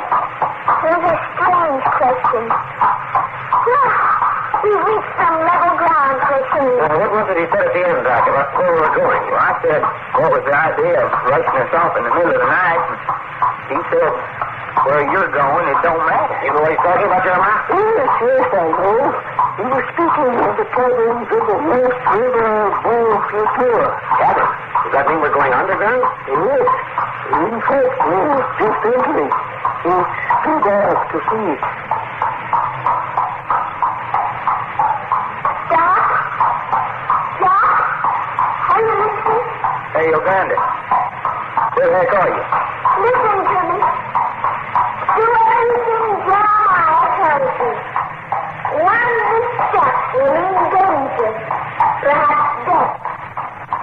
Keep close to Jeremiah. Goodbye. Hey, what's he going to? And what does he mean, danger? If you were to take one short step off the path on your left, you would plunge into a bottomless crater. Hey, this is the beginning of the trail of courage and endurance. The bones of many men lie at the bottom of the chasms in this place of darkness.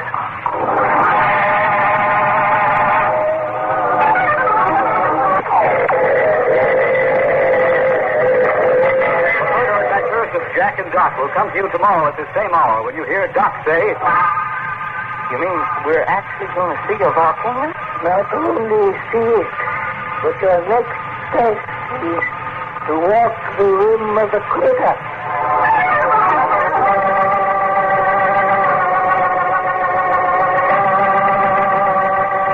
I Love a Mystery, written and produced by Carlton E. Morse, comes to you Monday through Friday. Featuring Russell Thorson as Jack Packard and Jim Boles as Doc Long, Sarah Fussell as Uganda, Robert Dryden as Jeremiah the Hermit, and Louis Van Rooten as the Monk, and is directed by Mel Bailey. Your announcer has been Ted Melly.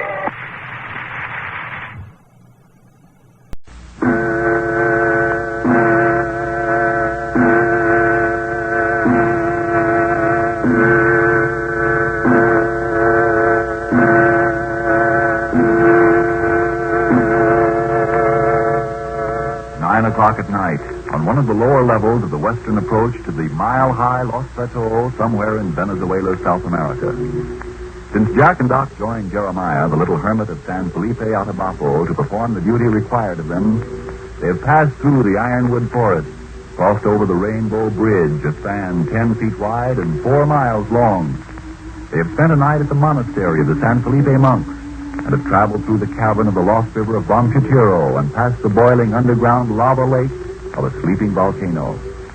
This brought them out on a stone ledge with a great crevasse lying below them and a 1,000-foot perpendicular wall above them.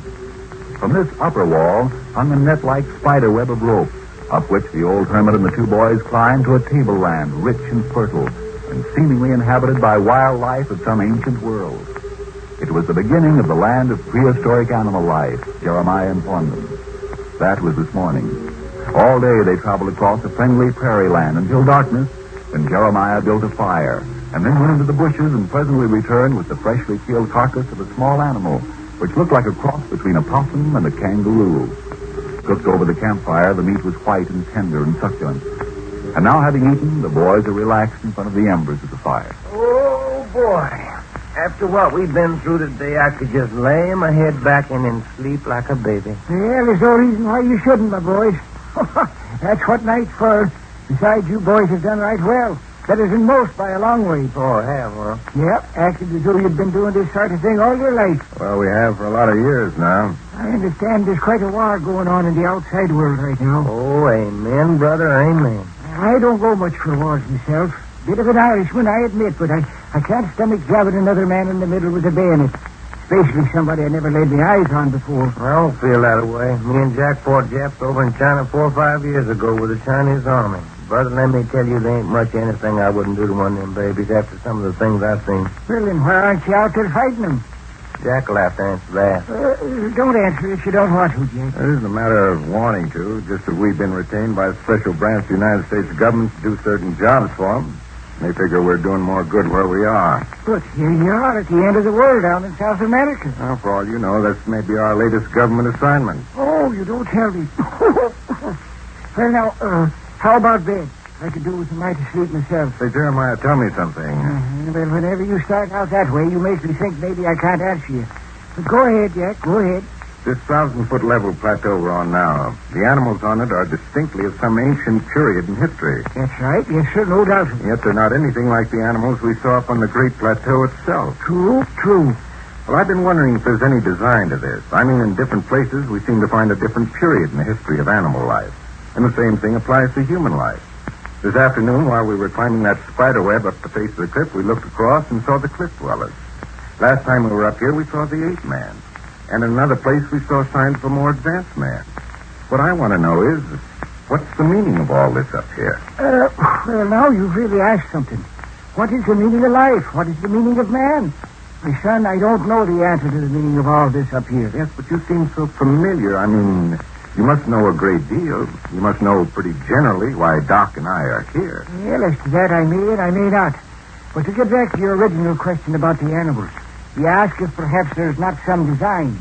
Well, I think I can answer that for you. Well, go ahead. Hey, before you go into that, answer me something. Well, when are we going to see that baby Uganda again? That I do not know.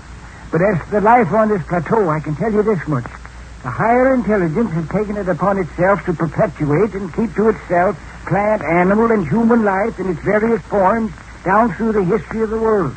You mean there is actually living every stage of man's development from the beginning of the human being? Aye, and the same with animal life and plant life. The tableland we've crossed today represents a definite period in the history of the world.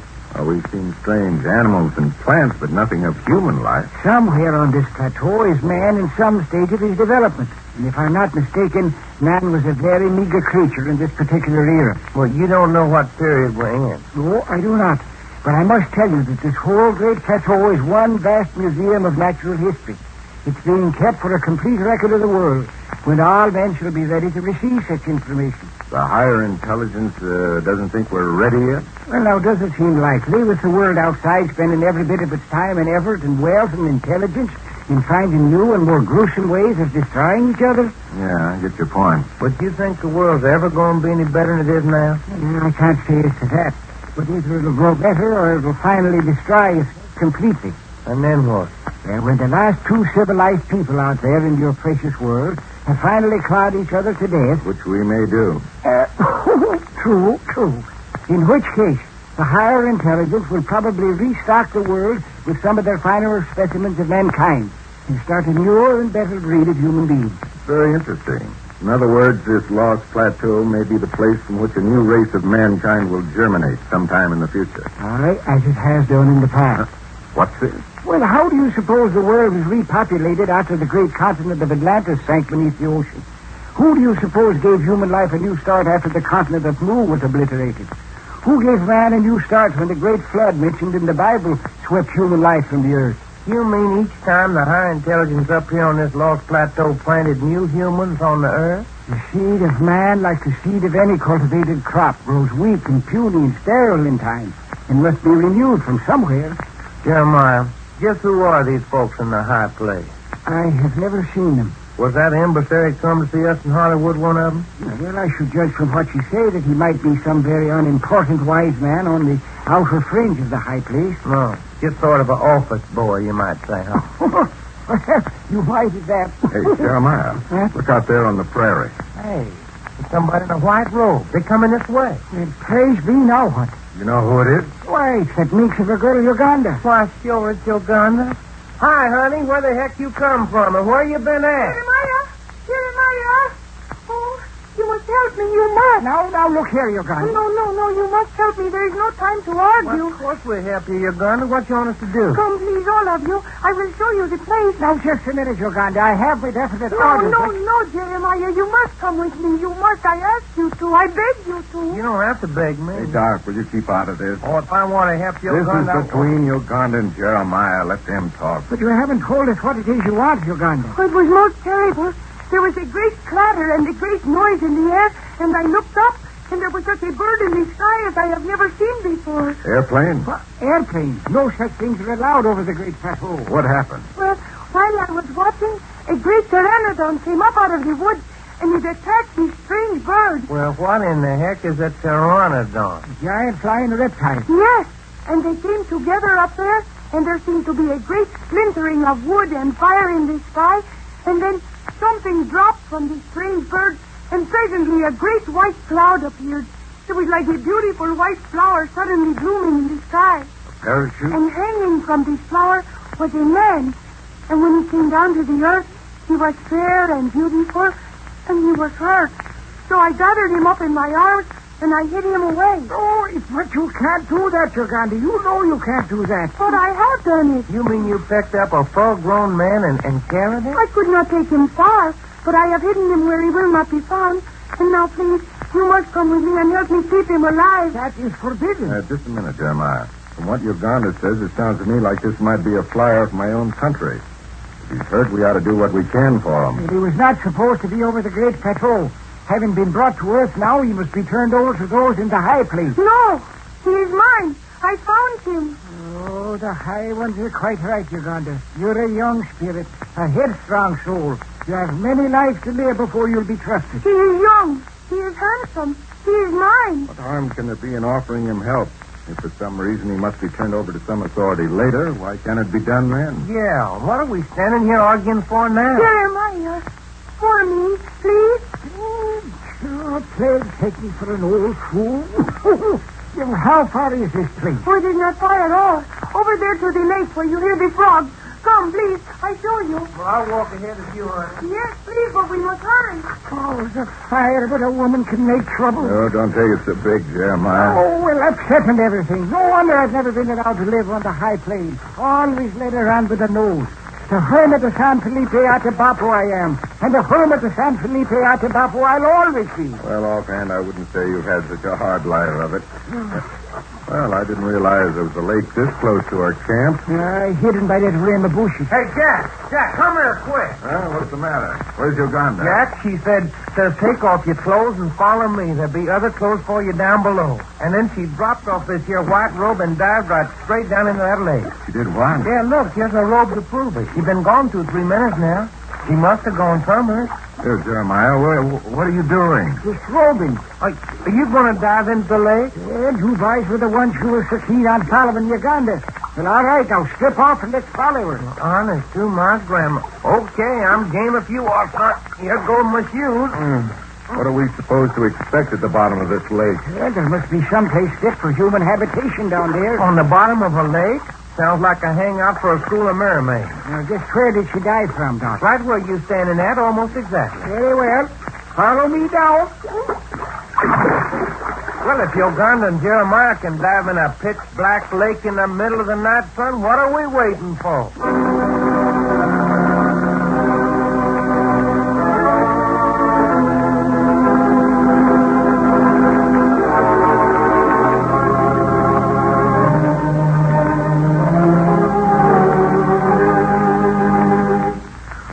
Somebody tell me about this before. Tell you about what, Mary? About Oxidol. Look how beautifully white my clothes are. And I didn't risk bleaching them to get them this white either. Mary, don't tell me you're just now discovering how white Oxidol can wash your clothes. Why, I could have told you that long ago. Why didn't somebody tell me about this before? Well, you'll probably ask the same question after you see how Oxidol washes white without bleaching. You see, Oxidol's hustle bubble suds are so lively, so energetic, they lift dirt out. That's why clothes come clean without hard rubbing. Why sheets, towels, shirts, All your white pieces, except for some unusual stains, come white without bleaching. Sparkling white. And Oxidol is genuinely safe for colored washables and rayons, too. Oxidol gets those reds and blues and yellows so clean they really sparkle. So get Oxidol in the orange and blue Boles package. Next wash day, enjoy a wash that's white without bleaching.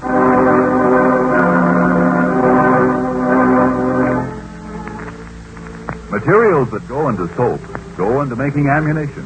Whenever you use soap, remember that. Use no more suds or lather than you really need. Don't waste soap. Listen again tomorrow night for the further adventures of Jack Packard and Doc Long in The Hermit of San Felipe, Atabaro, presented by Oxidol, the soap that gets clothes white without bleaching. and Ivory Soap, 99 and 44 100% pure.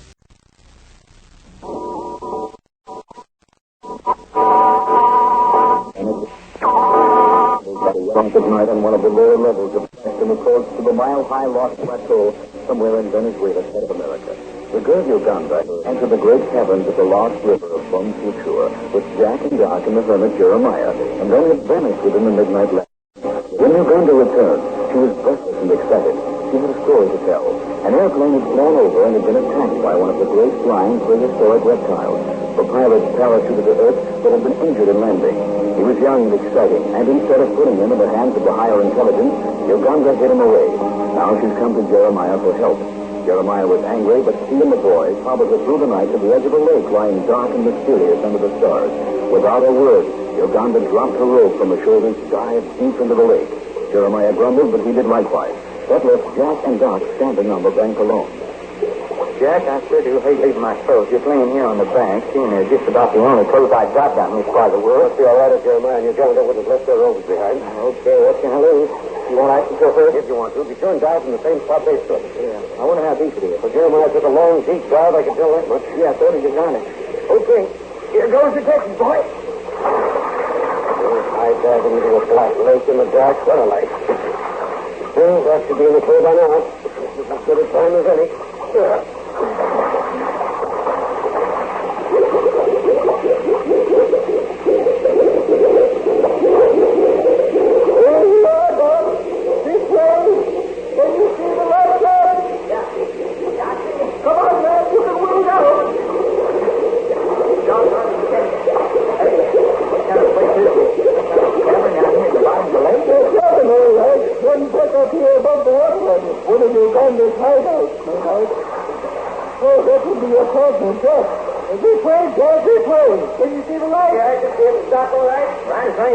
Come on, you can wait it from where you are, okay?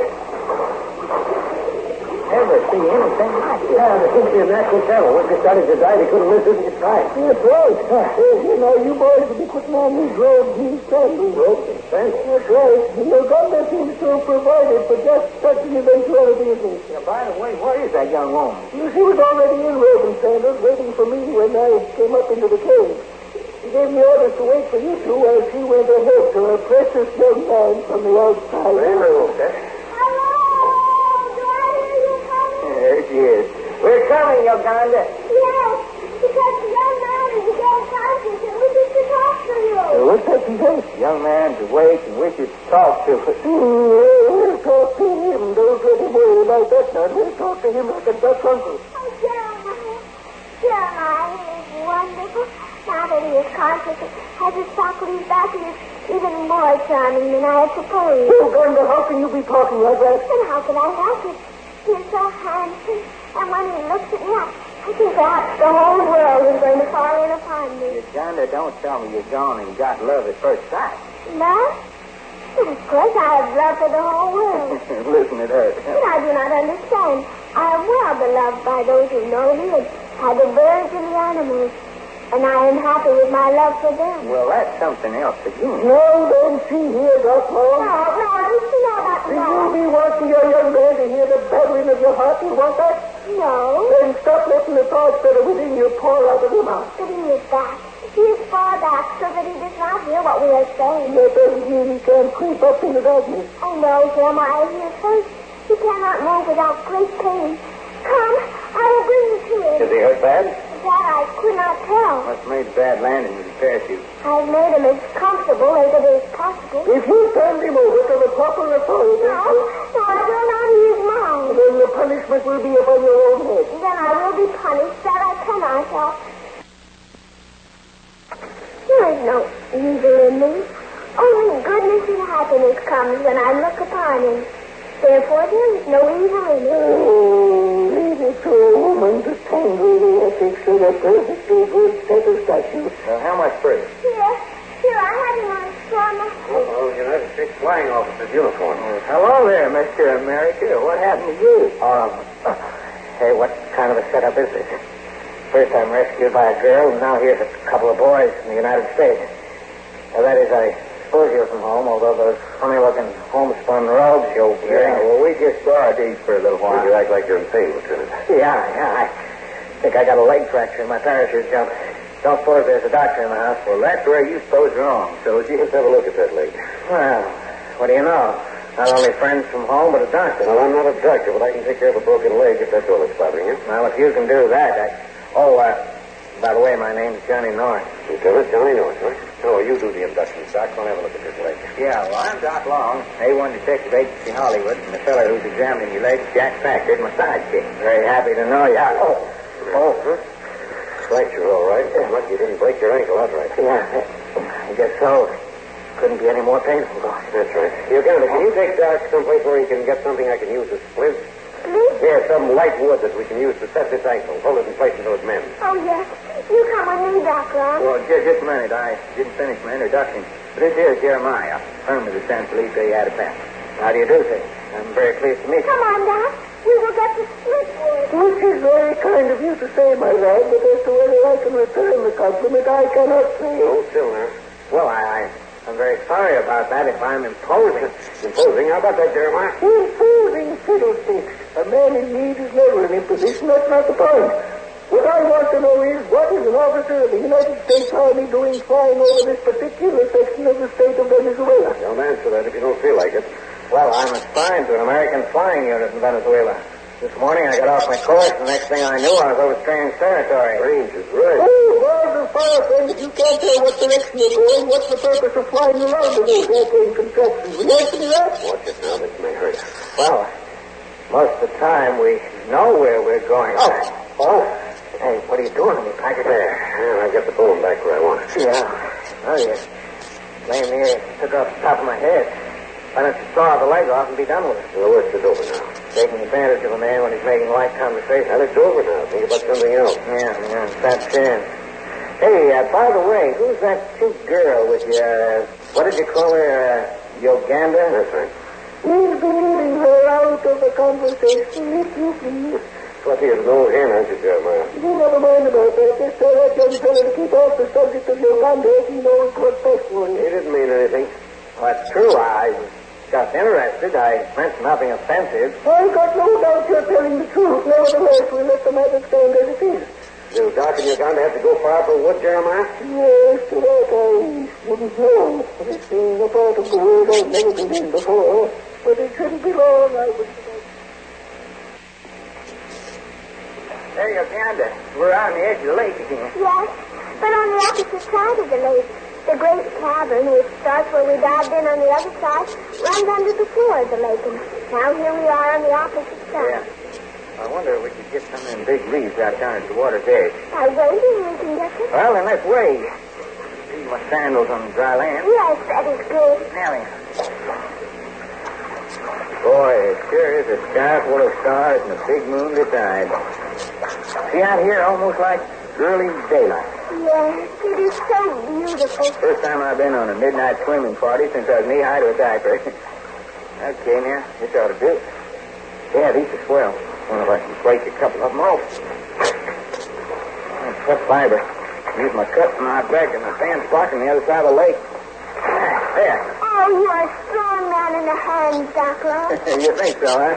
Now, this is all we need. This one reed's long enough to make 3 or 4 splints out of it. Well, come on, let's way back. Doc Long? Yeah? This thing which you started to tell me about love. Yeah? Please tell me more. Now, looky, honey, I reckon I've had too much already.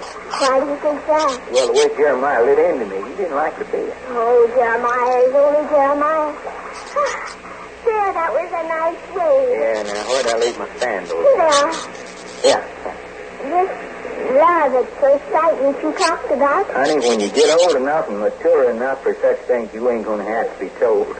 Wasn't you the one that's giving Jack and me the song and dance about nobody being able to teach anybody anything? Oh, yes.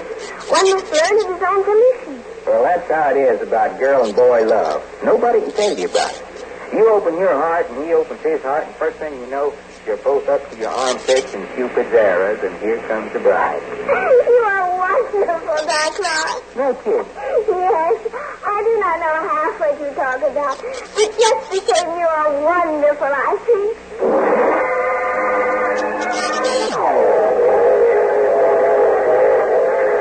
further adventures of Jack and Doc will come to you tomorrow at the same hour when you hear Jack say, "You mean we've got another test to go through?" Yes, I'm afraid so. What's this one going to be like? The next test will be to cross the lake of darkness.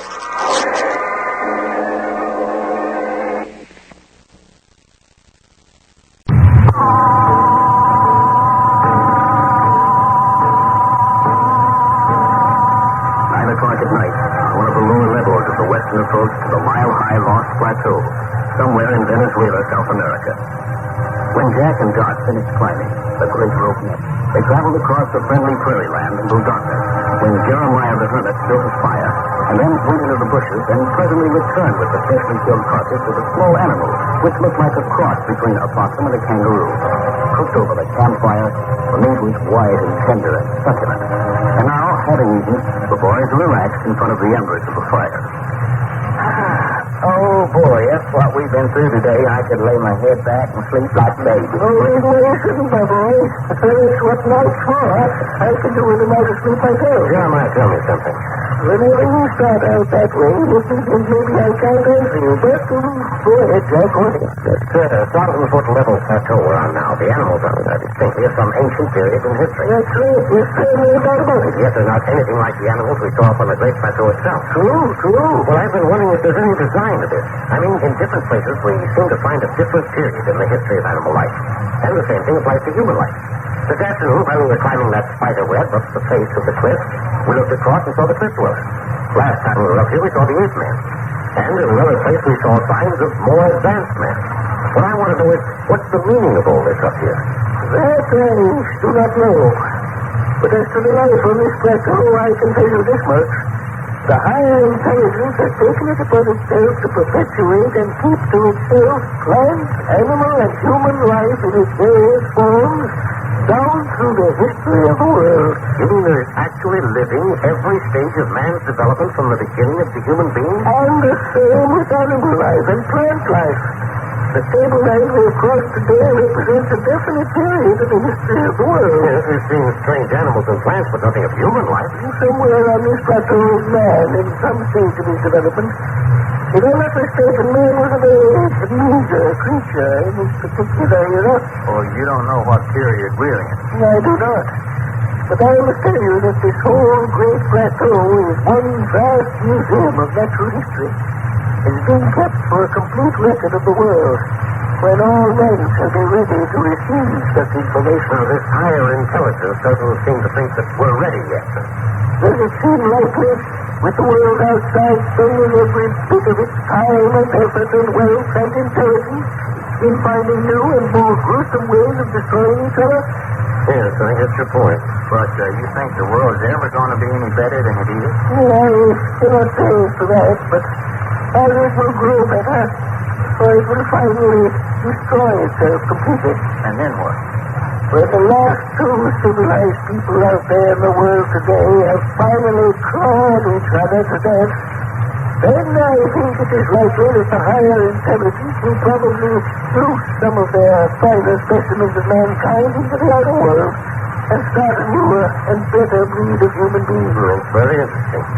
In other words, this Lost Plateau may be the place from which a new race of mankind will germinate sometime in the future. As it has done in the past. What's this? How do you suppose the world was repopulated after the great continent of Atlantis sank beneath the ocean? Who do do you suppose gave human life a new start after the continent of Wu was obliterated? Who gave man a new start when the great flood mentioned in the Bible swept human life from the earth? You mean each time a higher intelligence up here on the Lost Plateau planted new humans on the earth? The seed of man, like the seed of any cultivated crop, grows weak and puny and stale in time and must be renewed from somewhere. Doggone, Jack. Can you imagine lying out here by a campfire under the sky full of stars and listening to stuff like that? Well, the monk who came to us and made the deal for this expedition said we were destined to come up here. He said our visit had been foretold in the stars long before we knew we were coming. Yes, he said so. You can put your mind to rest. That is so.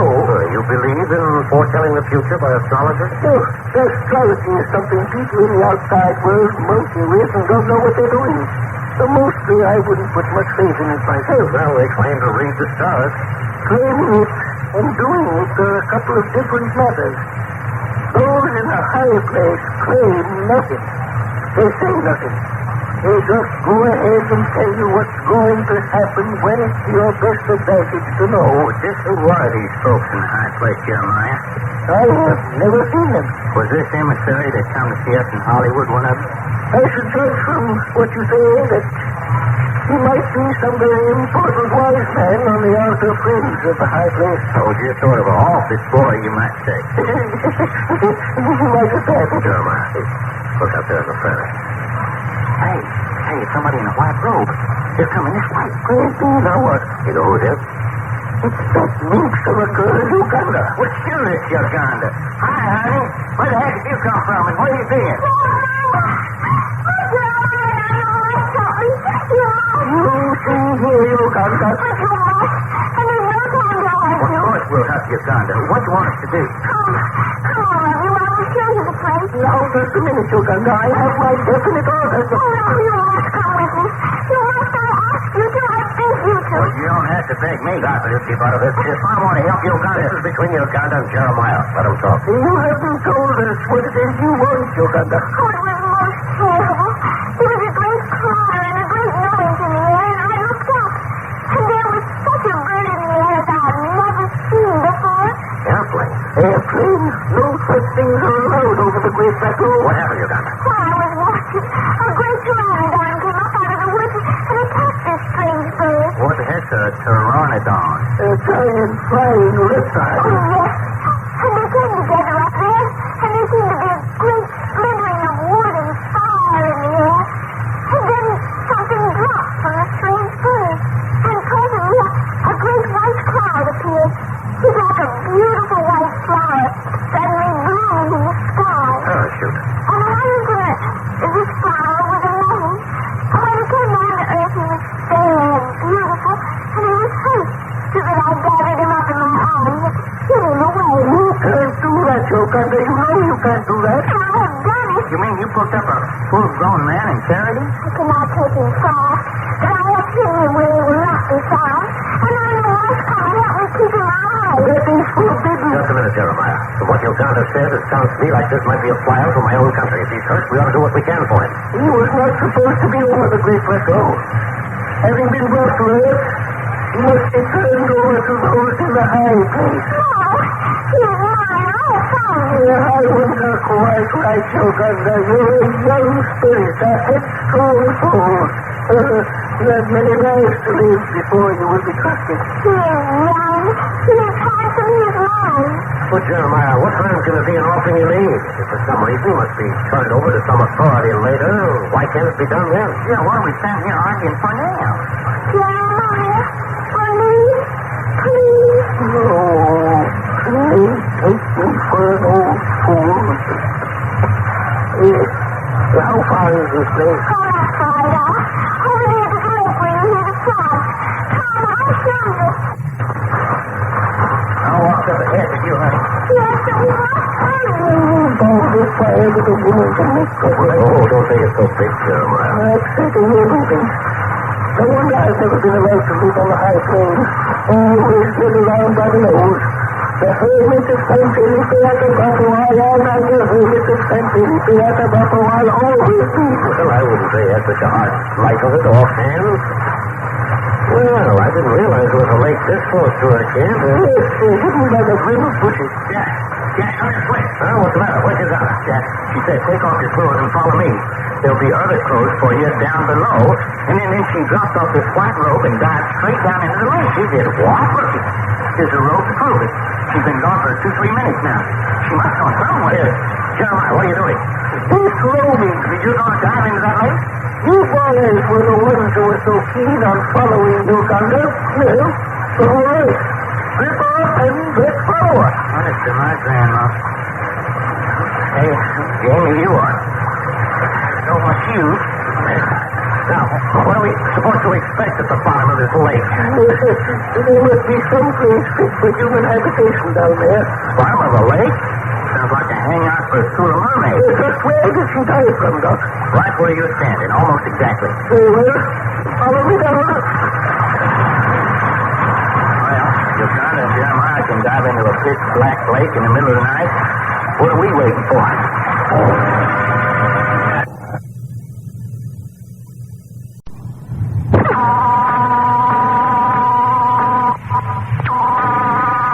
Midnight on one of the lower levels of the western approach to the mile-high Lost Plateau somewhere in Venezuela, South America. The girl Uganda had entered the great caverns of the Lost River of Bum Future with Jack and Doc and the hermit Jeremiah, and then had vanished within the midnight labyrinth. When Uganda returned, she was breathless and excited.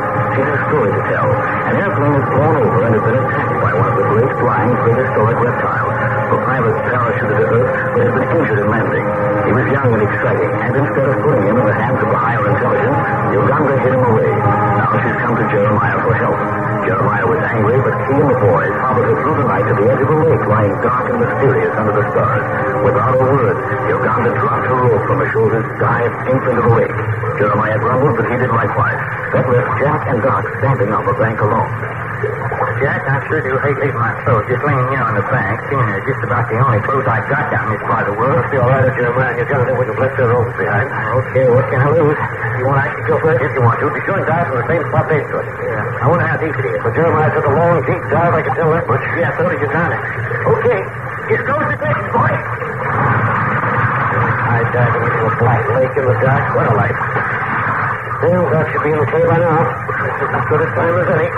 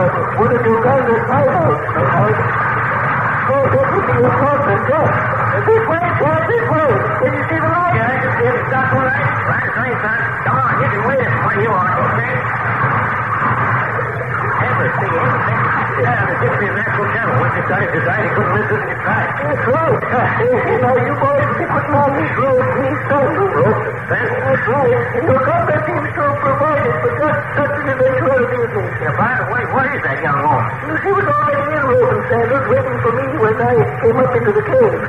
She gave me orders to wait for you two while she went ahead to her precious young man from the outside.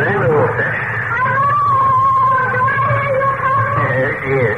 We're coming, Uganda. Yes, because the young man is again conscious and wishes to talk to you. What's that she says? Young man's awake and wishes to talk to us. We'll talk to him. Don't let him worry about that. We'll talk to him like a Dutch uncle. Oh, Jeremiah.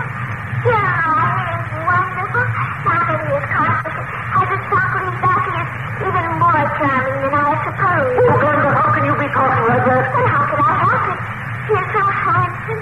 And when he looks at me, I think the whole world is going to fall in upon me. Uganda, don't tell me you're gone and got love at first sight. Love? But of course I have love for the whole world. Listen to her. But I do not understand.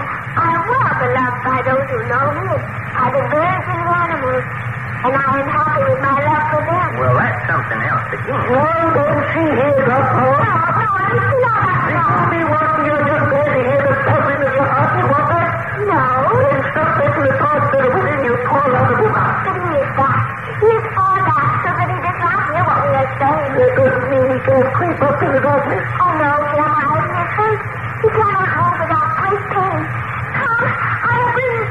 he hurt bad? That I could not tell. What's made a bad landing with the parachute? I made him as comfortable as it is possible. If you turn me over to the top of the boat... No, I fell out of his mouth. Then the punishment will be upon your own head. Then I will be punished. That I cannot help.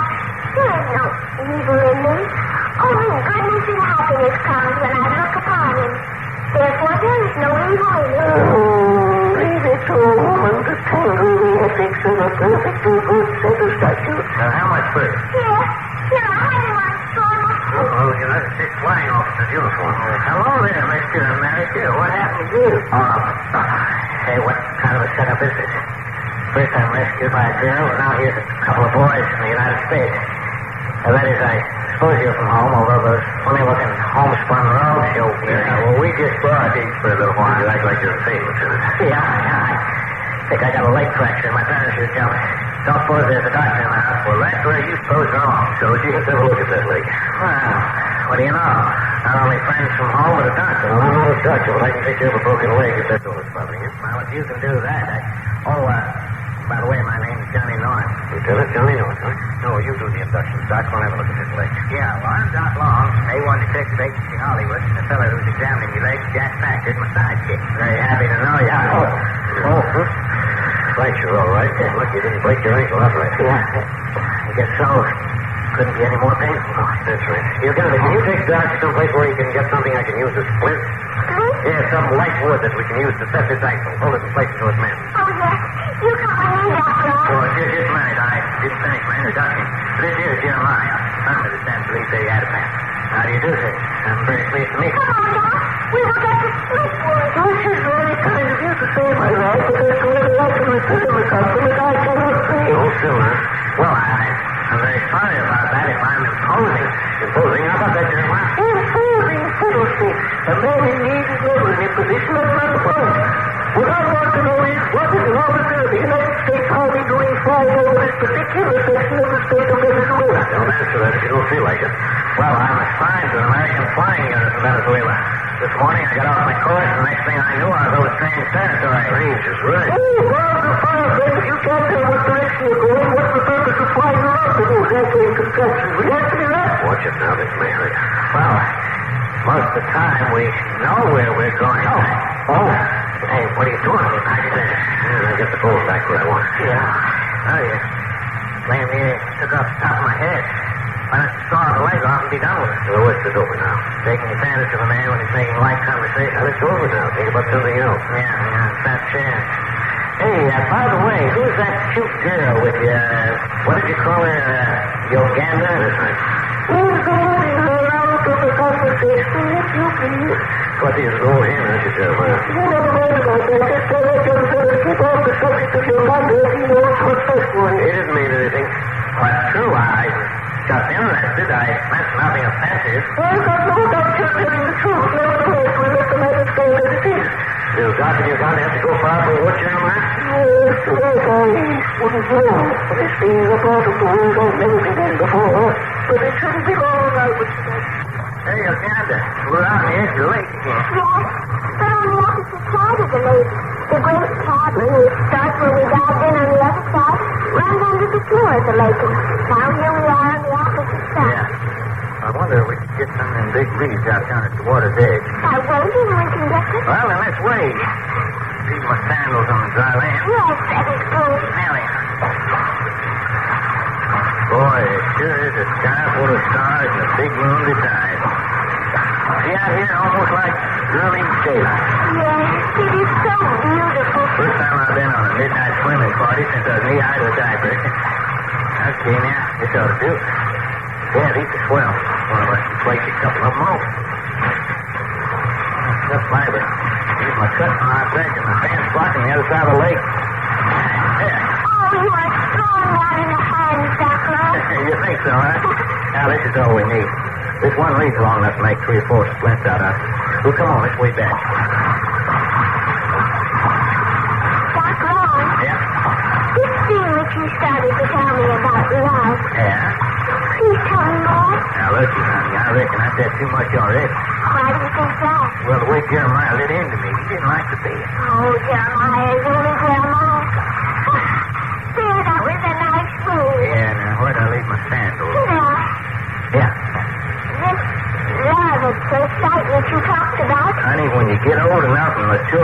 for such things you ain't going to have to be told.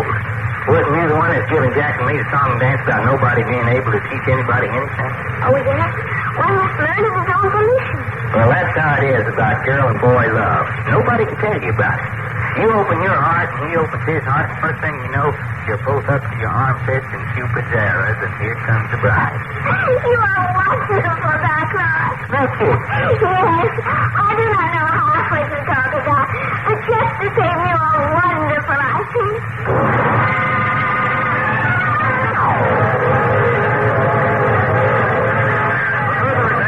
Jack and Doc will come to you tomorrow at the same hour. When you hear Jack say, "You mean we've got another test to go through?" Yes, I'm afraid so. What's this one going to be like? Well, let's test is across the list of darkness.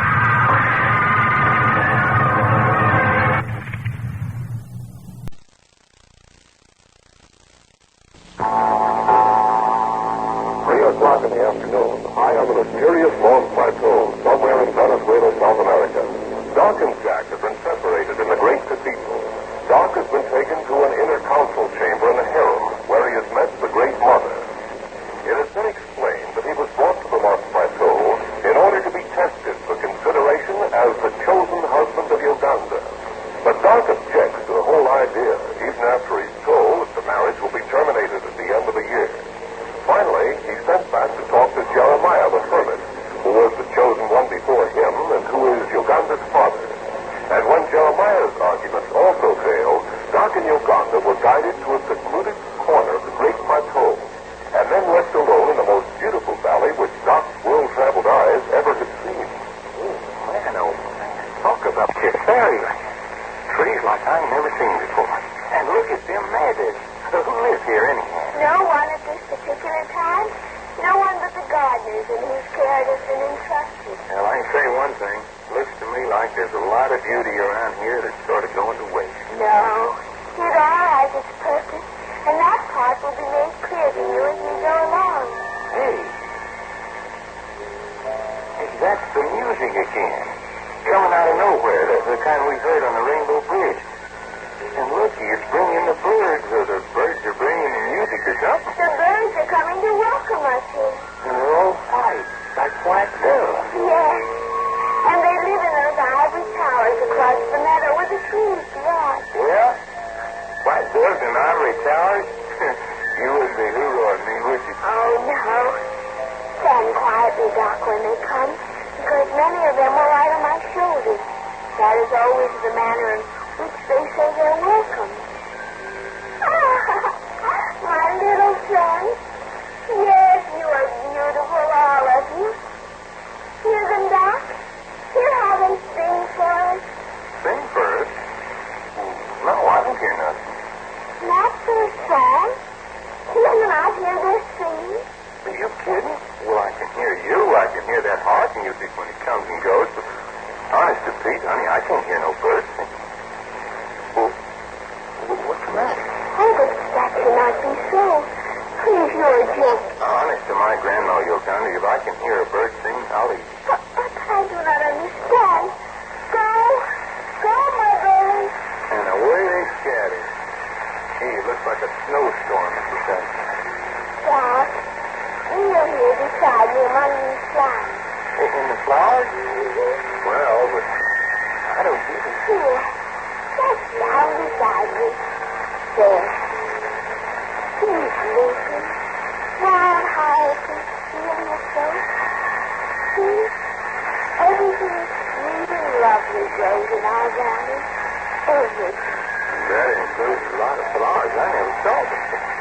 Look, this one isn't exactly white, yet it really isn't pink. Sort of indicated. Yes, like a baby's cheek. And that's what we call it, the cheek flower. And there's no flower in the valley whose fragrance is so delicate. Here, I'll pick this one. See for yourself.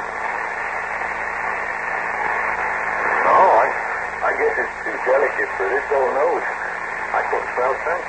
Doc, if you couldn't hear my birds sing, and you can't smell my flowers, maybe then the keenness of your teeth lies only in the tongue. Maybe then you're one who can taste the hidden secret Tom, I will show you. Okay to walk on the grass. Oh, yes. But about this here mask of fruit. The master fruit is the first fruit from which all other fruit in the world is descended. It is like a melon. It is like apples and peaches and pears. And yet it is different. Here, this is the right one. See? Comes off in your hand. Then you break it open like this.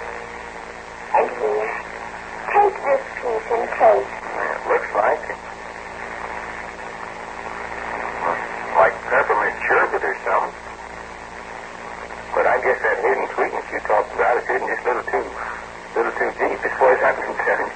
No, don't taste anything. Nothing, just like so much cotton. No, I'd have to be awful hungry to eat much of that and enjoy it. Hey, now, what's this about? What kind of a test do you got cooked up for me next? Oh, Doc, nothing is right. Ears bad, nose out of kilter, tongue callous.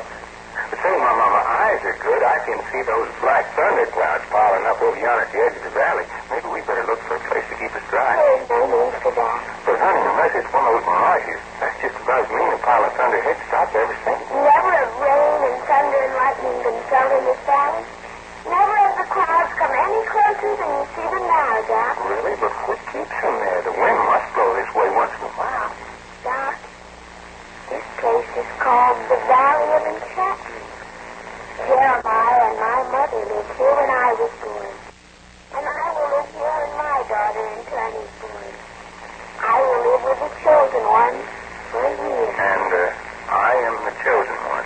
Such has been the creed. Uganda, let's walk down the path here, you mind? Yeah. I can usually work things out better when I'm walking. It shouldn't be so hard to work things out, as you say, in the midst of such beauty as this. If we find these desirable. Well, I can understand that. Here, perhaps the fellow could lose his head over a gal while he's snapping his fingers, but that isn't the point. You haven't answered me. Well, you're lovely, Uganda. If I'd never thought of it before, I'd have known it today. I could give you great happiness here. That I am sure. Are you? I couldn't be anything else. It is written in the stars. Don't you see something in them stars about that young fella you met named Lieutenant Johnny North, that American flyer lost in the Great Plateau? You will, I think. You look far enough. Or maybe it's deep enough. We were talking about him yesterday in the cathedral, remember? And I told you then that I am a child of destiny. And my destiny is linked by marriage to you in this valley. You're so young, Uganda. I've been around with lots of girls. I've even been engaged. I'm not the kind to make a kid like you happy. Honest, you want Johnny North. No matter what we say, it all comes back to the same thing. I was born to marry the chosen one. And the chosen one is you. That is my destiny. And even as the music, the birds, the flowers all harmonize in this valley, so would our lives harmonize here too. I am convinced of that. Doc. Yes, Uganda? Look upon me, not as a princess, not as someone from a different land, but as a woman who is altogether too old for her years. Puts too much faith in that business of reading the stars. Doc Long, you leave it all for me to say. I do not understand you. Hey, looky here. Look. Well, what do you know? A stream of splashing water that don't make a sound. You hear nothing? Not a darn tinkle. I do not know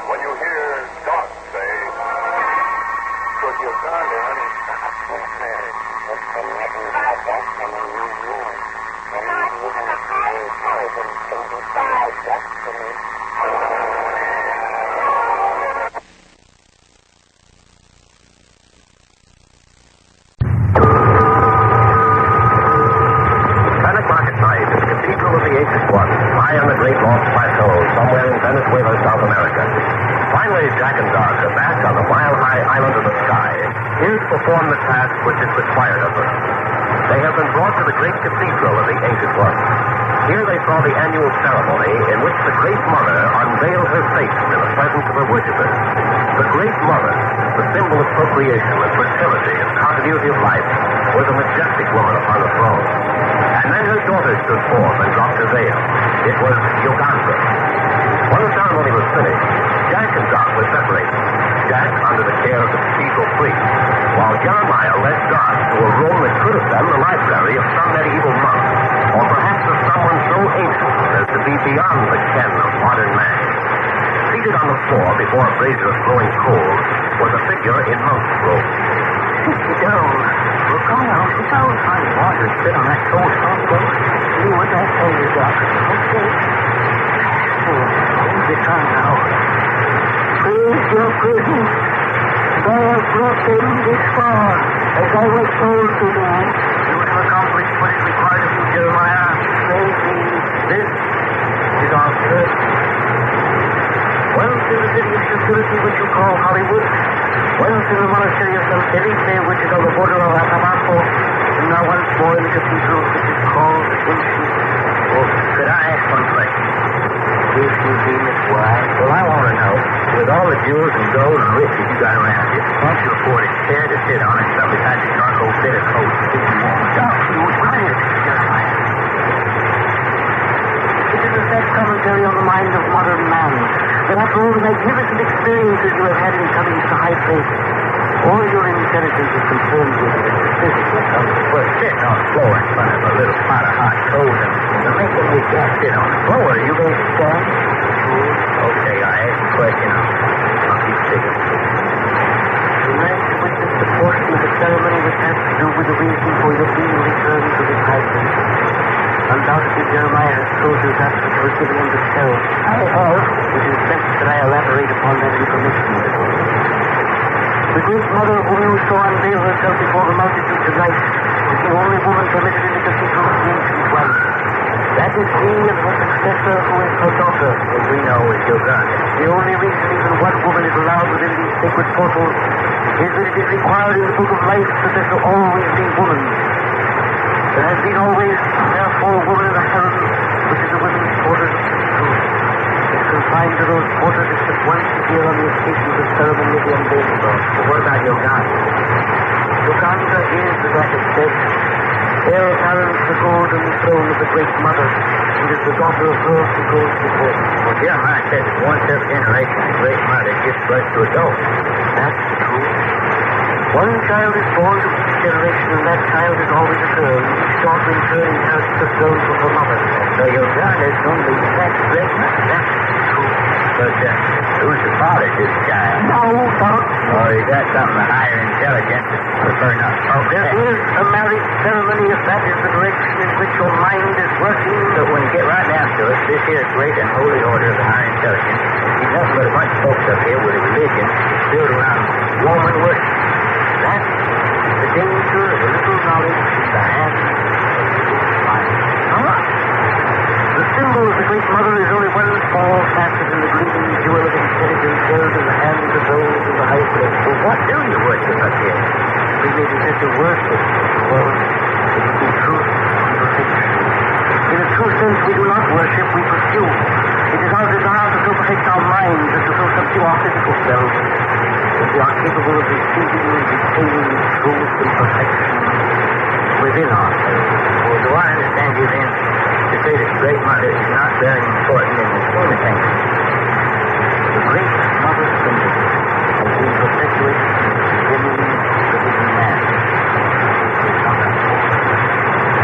But it is also true that those in the high place are occupied with numerous matters of recent and greater. But what's all this stuff do, man? Sure, you got a harem in this place, and another woman keeps being born every generation to sit on the throne. Okay, so what?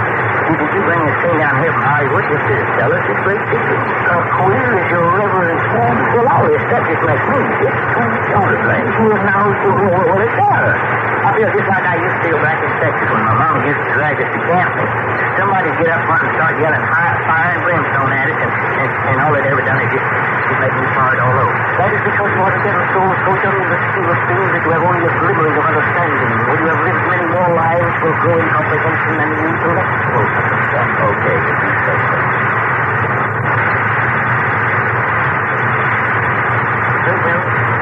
Not long you will come with me. The rest of the way is forbidden to your friend Jack Packard. You mean you're taking me someplace that Jack won't go? The rest of the way is forbidden. Well, let's do it then. Stop. You must have seen such a thing. Well, I do say, me and Jack come into this thing together, and we're going to finish it together. Oh, no, but you have a misconception of what lies before you. You will not be separated from your friends for long. An interview awaits you in a portion of the people that is open to only those who have been to the An interview with who? That I am not permitted. Go along with me now. Go along. And please don't find this place to stay. You're sure Jack's going to be okay, John? You may put your trust safely in this one. I promise you. Okay. Then come with me.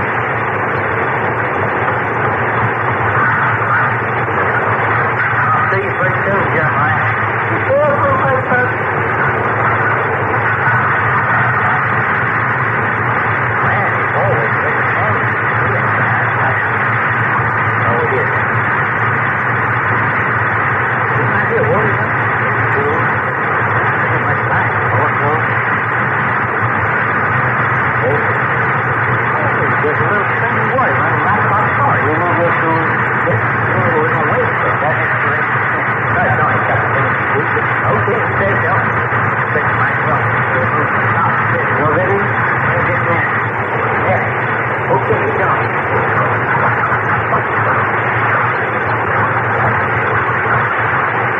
Yeah, not bad. That doesn't fall. How can you keep going to the sun? I hear a big bad boy in the curve. Where they come? Sit down. They will dry your feet. The head's a lot like they're starting to go. Now that you reach to the helm, you can dry your feet. Don't swing to the women's quarters. Well, they don't come. The women's quarters, huh? Can these boys understand? They cannot. And these are parts of my feet like this gold brick grass. Hey, I'm sick of some bottom of my foot. Now then, we will leave our shoes here. Walk around this place barefoot? We go forward with our feet uncovered. We are now within the precincts of the helm. Well, back home, they always talk about keeping you in and barefooted. Oh, there's another one. Well, what do you call it? They are keepers of the helm. What's that supposed to be? That is to announce our arrival. Say, things is happening too fast for me. What's this job I've been chosen to do got to do with the women's quarters? The way has been opened and enter speed. Them birds sounds like doggone canary festival. Be doggone. Hey, I'd know this was a harem the minute I stepped into the door. Would you indeed? Yeah, all that rich Oriental stuff. That's what you call Oriental imperious coloring which the Eastern races have inherited from the ancient lands of Wu and Atlantis. Well, it's still an Oriental harem to me. This place is big enough to swing hip and ostrich. And all these birds. Oh, Uganda! but I'm glad to see you once more. Why is Doc Long brought to this place? He came here to talk to the Great Mother. Yes, I know that. No one ever comes here to talk with me, except those who exhort me to open my mind to greater understanding. Who urge me to turn my eyes in on myself, to the hope that I may add to the growth of my very own soul. Uganda? Yes, Doctor? Why didn't you tell us you was princess? Princess? That someday you'd sit on the throne as the Great Mother. Doc Long, you were allowed to see the unveiling last night. You were there? Yeah. And, honey, there won't ever be anybody as beautiful as you were. No. No, I understand. Now I know what Jeremiah meant when he said, you are the chosen one.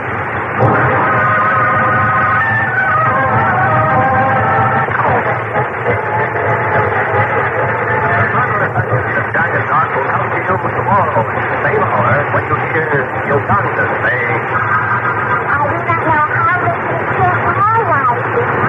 Uganda, what is it? Yes.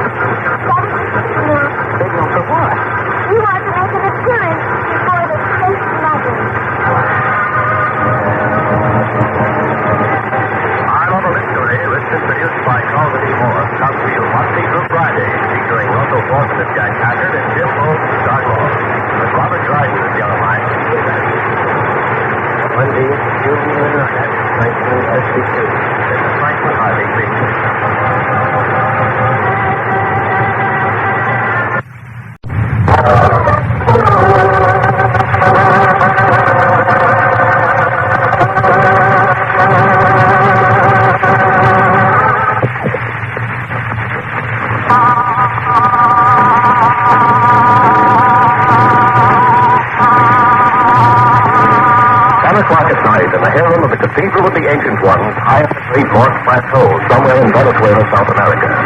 Doc and Jack have been separated in the great cathedral. Jack and the hermit Yarborough have been left behind in a bare steel room lighted with pitches.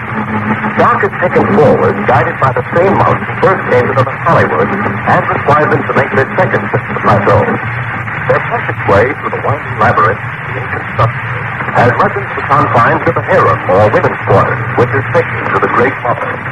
So the Great Mother is the symbol of womanhood and of fertility and of continuity of life. But still, Doc does not know why he's been brought all the way from Hollywood to the islands of the sky in Venezuela to face this majestic woman, this symbol, the Great Mother.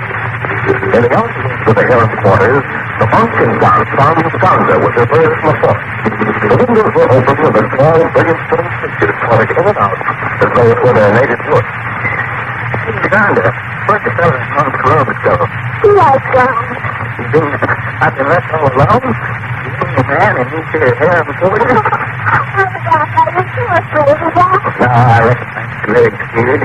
Here's a kind of a heart flutter from himself. Oh, Doc, I do not know how you could have chosen wisely. There is honesty in your heart, and truth in your eyes and on your lips, and there is gentleness in your nature. I do not know how you could have chosen more wisely. Hey, young girl. Yes? That funny look you've been giving me. Uganda, what is this certain thing? You will know soon. Well, that was the signal. Huh? Signal from what? That you had to make our place in the inner quarters. Inner quarters, huh? Yes, in the presence of the great monk. Well, lead on, honey. Let's get this thing over with. Yes, you have found me. I noticed all your little scattered friends husked up like they were struck down when that gong rang. Well, over here, you're not speaking to, you're speaking to. Lay it down, huh? Well, open it up. Let's go.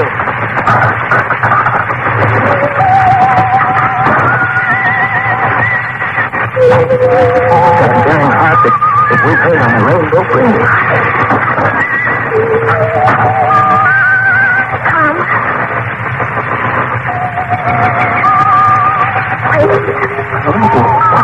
We must not approach the great mother, nor the wise one seated at her feet, and her Hermit. Uganda, my child, being the one who is good here. It is done, great mother. Come. That is well. Please to sit on the rock which has been set for you that long. You will sit beside in Uganda. Now, great mother. This is the one with this prayer, the little face on your boy. I have asked the wise one to say over you the litany of hope and faith and courage. Yes, sir.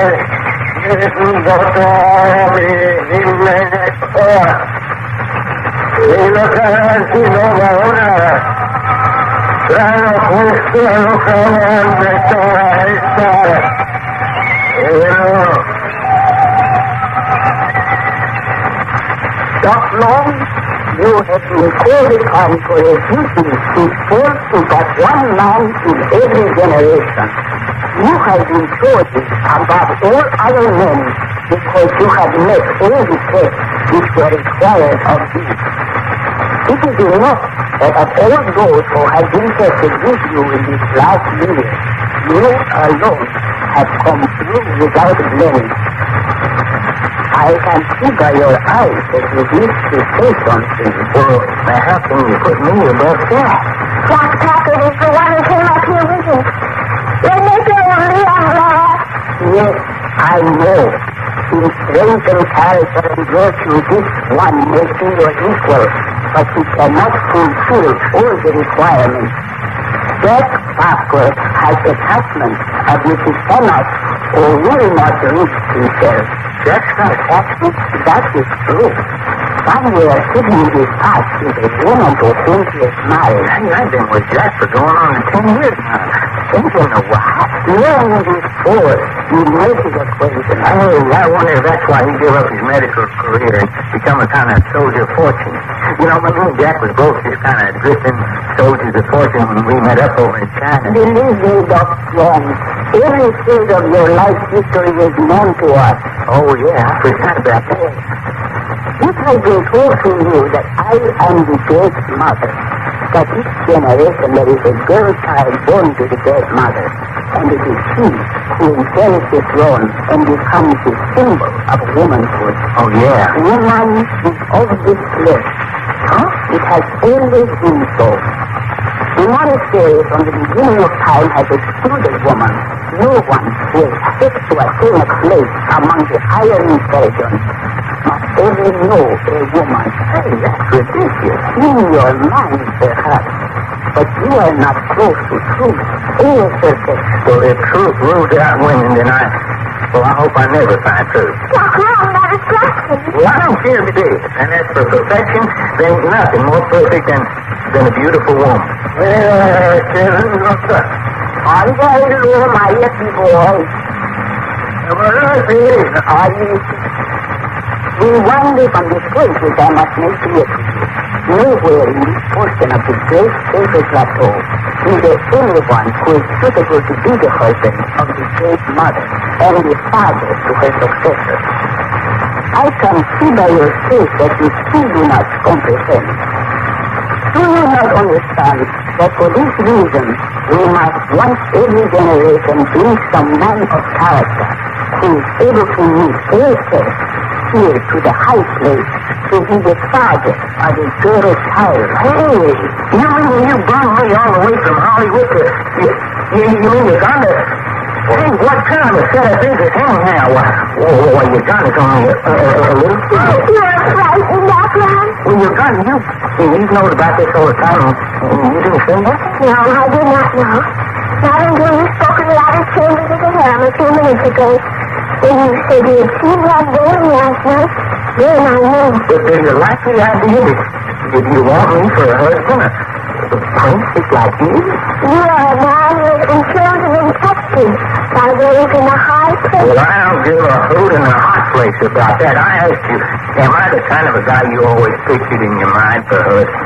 I have not thought. And besides, even if I was in the married mood, I'll be doggone if I settle down up here in this uninhabited place and spend the rest of my life. And besides, that altitude ain't good for my breathing apparatus. You had a misconception. You would not be permitted to remain here in the high place. It was your wish to do so. But if I was to marry you, John... It is a marriage of 1 year duration. At the end of 1 year, you will be dismissed from the place of the higher intelligence. You mean you marry your own daughter to a man for just a year? And just when they're beginning to get acquainted, get separated? It is the law. She who is to be the great mother is dedicated to the throne to which she is heir. She must not devote either her mind or her body to one man. Once she has conceived and brought into the world the girl child, who eventually will be her successor, she has completed that part of her duty. Well, that's the doggonest, most inhuman thing I ever heard of. Look, great mother, or whatever I should call you, all this writing in the stars and stuff, it don't mean nothing when a couple of kids is crazy about one another. If you gotta have a romance around here, well, why do you send that young flyer away? You are speaking of Lieutenant John McIntire? That's the boy. Well, him and your Johnny took one look at each other, and it was up on cloud 7. Calcule si sepa, ako ito mo. Pati rin ay kasi ako tunawa to si Ayay. Kapit. Lumisray ko hindi na wala ka. The wise one says it cannot be. That the stars have been read. Well, somebody should have done a punk job of reading. They better go do it again. Dr. Long, if it is what is required of us... I've done a lot of things in my life, Uganda, but being a sugar papa of a 17-year-old little innocent kid like you, well, it ain't one of them. Yes, it is stubborn soul, I see. Dr. Long, I am sending you back to speak with Jeremiah, who is the hermit of San Felipe Atabaro. Well, it ain't gonna do no good, and if Jeremiah's the man I think he is, you agree with me. No, he will not. You seem awful sure. I am certain, because Jeremiah was the chosen one in the generation before you. Jeremiah? He's my father? That is true. I am your mother. Jeremiah was your father.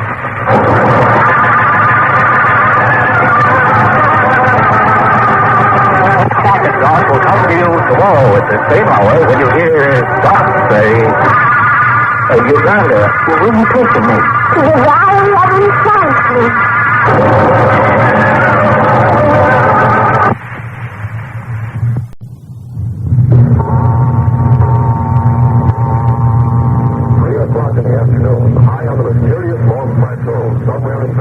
South America.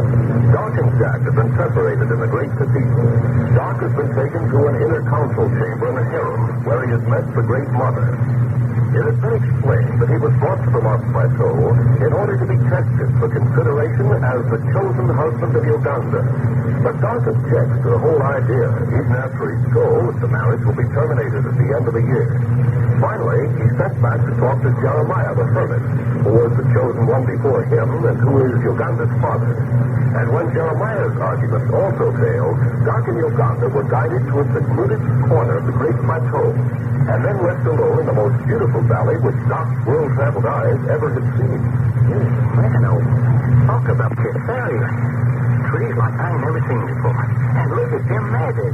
Who lives here anyhow? No one at this particular time. No one but the gardeners in whose care they've been entrusted. Well, I can say one thing. Looks to me like there's a lot of beauty around here that's sort of going to waste. No. It all has its purpose. And that part will be made clear to you as we go along. Hey, that's the music again. Coming out of nowhere. That's the kind we heard on the Rainbow Bridge. And look, he's bringing the birds, or the birds are bringing the music or something. The birds are coming to welcome us here. And they're all white, like white doves. Yes. And they live in those ivory towers across the meadow with the trees, yes. Yeah? White doves and ivory towers? You wouldn't be hoodooing me, would you? Oh, no. Stand quietly, Doc, when they come, because many of them will ride on my shoulders. That is always the manner in which they say they're welcome. My little son. Yes, you are beautiful, all of you. Hear them, Doc? Hear how they sing for us? Sing for us? No, I don't hear nothing. Not sing songs. Can you not hear their singing? Are you kidding? Well, I can hear you. I can hear that harp music when it comes and goes. But honest to Pete, honey, I can't hear no birds sing. Well, what's the matter? I just stopped to not be so. Please, no again. Honest to my grandma, Uganda, if I can hear a bird sing, I'll eat. But I do not understand. Go, my baby. And away they scatter. Gee, it looks like a snowstorm, she said. Doc, we are here beside you among these flowers. Taking the flowers? Well, but I don't see them. Here, just lie beside you. There. Please listen. Now how I can feel yourself. See? Everything is sweet and lovely grows in our valley. Everything. That includes a lot of flowers. I never saw them. Look, this one isn't exactly white, yet it really isn't pink. Sort of indicated. Yes, like a baby sweet. And that's what we call it, the sweet flower. And there's no flower in the valley as fragrant as so delicate. Here, I'll take this one, see for yourself.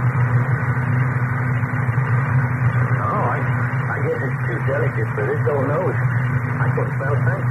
Doc, if you couldn't hear my birds sing, and you can't smell my sound, maybe then the keenness of your senses lies only in your tongue. Maybe then you're one who can taste the hidden sweetness of the master fruit.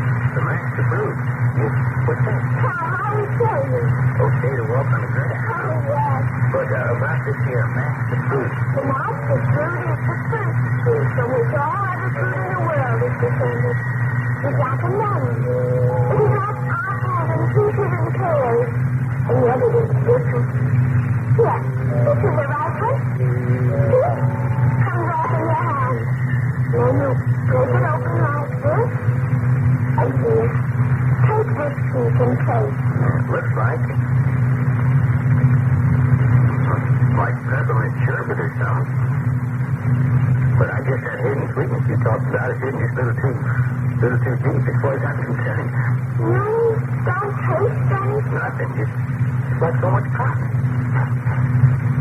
No, I'd have to be awful hungry to eat much of that and enjoy it. Hey, now, what's this about? What kind of a test have you got cooked up for me next? Oh, Doc, nothing is right. Ears bad, nose out of kilter, tongue callous. But say, Mama, my eyes are good. I can see those black thunder clouds piling up over yonder at the edge of the valley. Maybe we better look for a place to keep us dry. Oh, no need for that. But, honey, unless it's one of those mirages, that's just about as mean a pile of thunder heads I've ever seen. Never have rain and thunder and lightning been felt in this valley. Never have the clouds come any closer than you see them now, Doc. Really? But what keeps them there? The wind must blow this way once in a while. Doc, this place is called the Valley of Enchantment. Jeremiah and my mother lived here when I was born. And I will live here when my daughter in turn is born. I will live with the chosen one for a year. And I am the chosen one. That should be the creed. Uganda, let's walk down the path here, you mind? Yeah. I can usually work things out better when I'm walking. It shouldn't be so hard to work things out, as you say, in the midst of such beauty as this. If you find you desirable. Oh, I can understand that. Still, Doc, the fella could lose his head over a gal while he's snapping fingers, but that isn't the point. You haven't answered me. Well, you're loving your son. I've never thought of it before. I'd have known it today. I could give you great happiness, that I am sure. Are you? Couldn't do anything else. We've written in the stars. Don't you see something in them stars about that young fella you met named Lieutenant Johnny Norris? That American flyer lost in the Great Plateau? You will, I think. You look far enough. Or maybe it's deep enough. We were talking about him yesterday in the cathedral, remember? And I told you then that I am a child of destiny. And my destiny is my marriage to you from this valley. You're so young, I've been around with lots of girls. I've even been engaged. I'm not the kind to make a kid like you happy. Honest, you want Johnny Norris. No matter what you say, it all comes back to the same thing. I was born to marry the chosen one. And the chosen one is you. That is my destiny. And even as the millions of birds, the flowers all harmonize in this valley, so would our lives harmonize here too. I am convinced of that. Doc. Yes, Savannah? Look upon me, not as a princess, not as someone from a different line, but as a woman who is altogether too old for her years. Put too much faith in that business of reading the stars. After all, you leave it all for me to say. I cannot understand you. Hey, looky here. Look. Well, what do you know? A stream of splashing water that don't make a sound. You hear nothing? Not a darn thing. You do not know where. We must cross the brook. Well, that suits me. Come on, I'm going to carry you across. Oh, but Doc, I am able to cross this brook myself. Not when you're with a gent from the old South. You see those rocks there? I'll just step across from rock to rock. It'll be easy. Come on. If you wish. Up we go. There. Now tell me, did anybody ever carry you over a brook before? No, never before. But just hang on tight. That's all there is to it. Hang on, the rock's slipping. Oh, yes. Anybody ever tell you how light you are? No, no one. Yeah. Oh, you are. Just as light as a downy feather. There we are. It wasn't a very wide brook, was it? You're a funny one. So young yet so old. I've never had a man gone around like this before. You like it? Your arms? Yes. The kind the sweet sort. You think you'd be wrong like this? I've been waiting for you to say that. Well, honey, you tell us.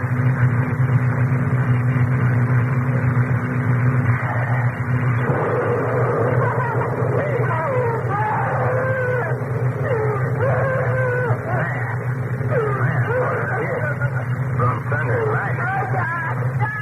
Just put that tree there.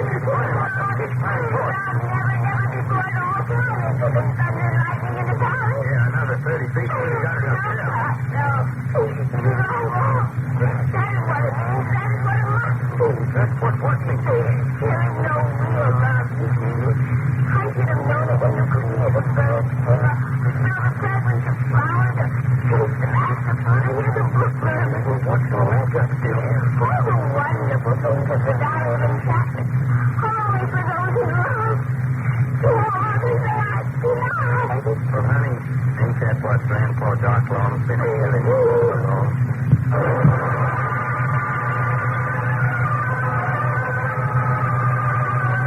Jack and Doc will come to you tomorrow at the same hour when you hear Doc say, But you're gone to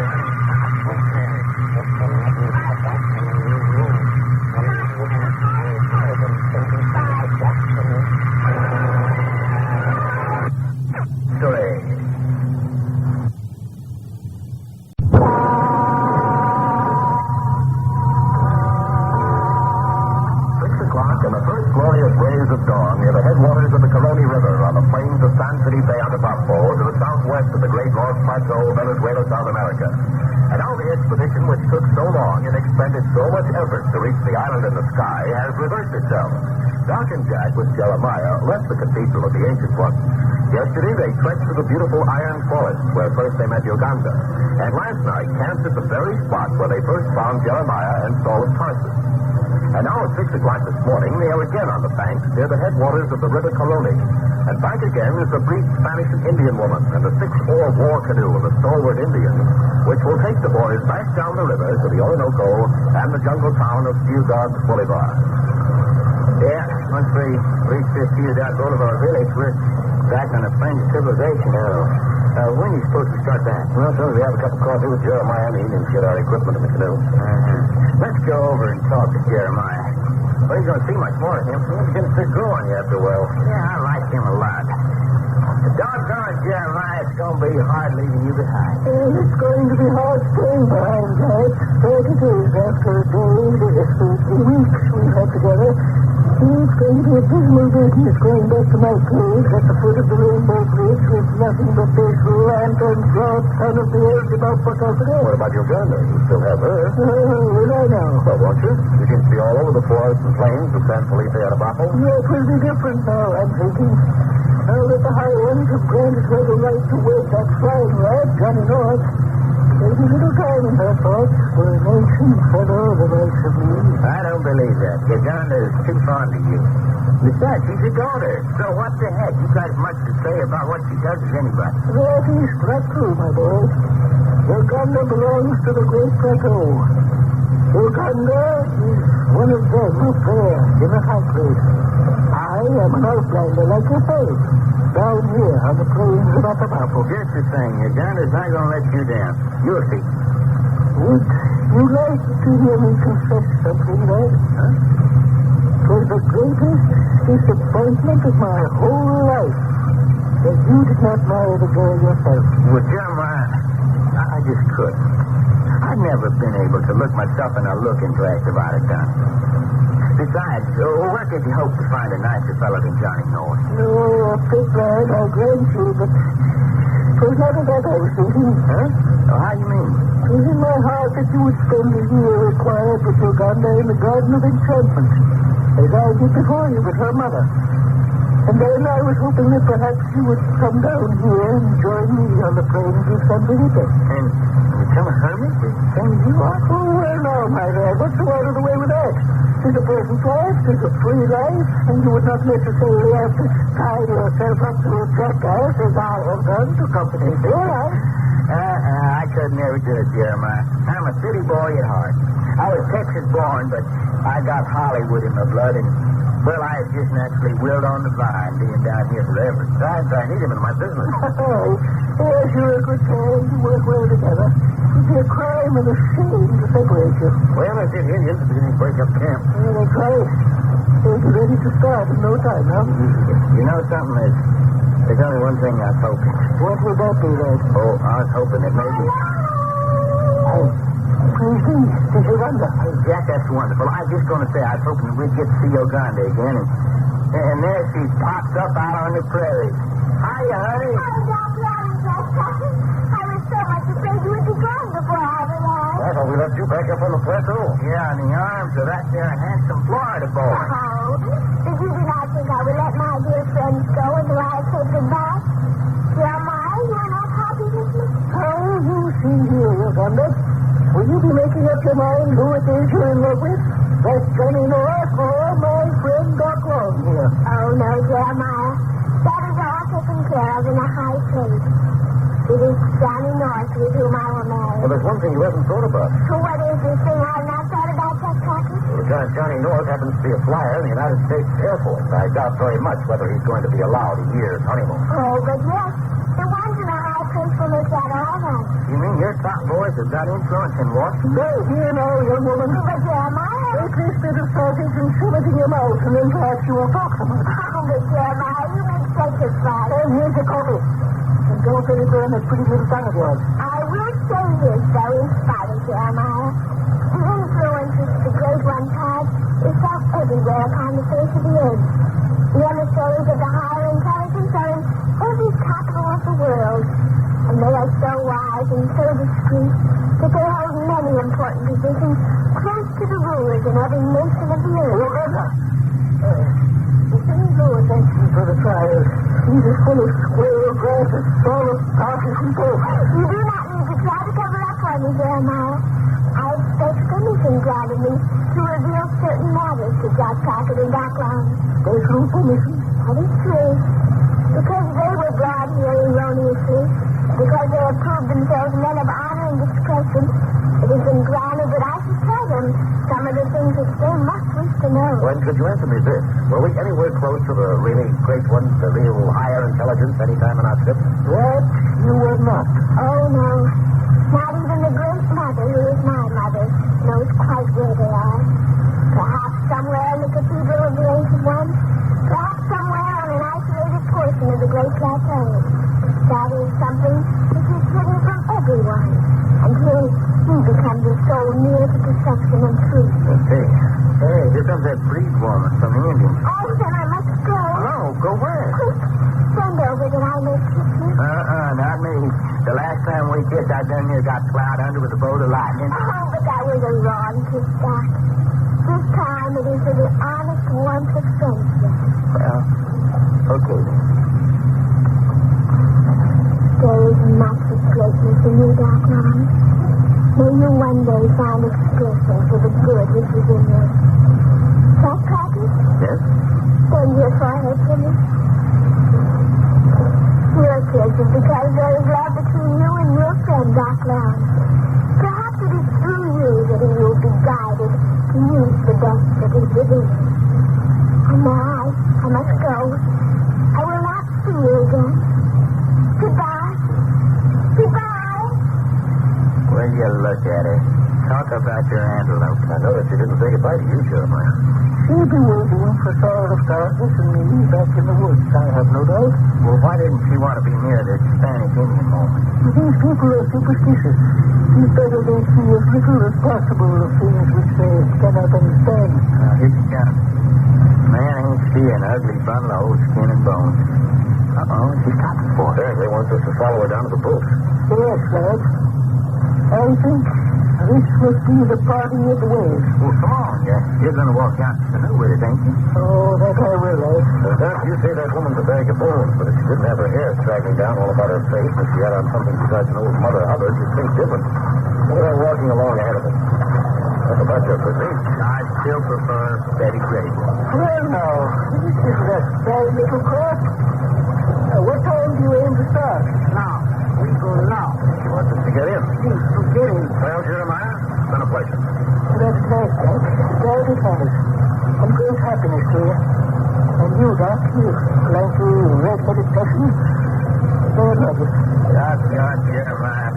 I don't know when I hated to part with anybody so much. Oh, get along with you now before you have me howling like a bad sheep.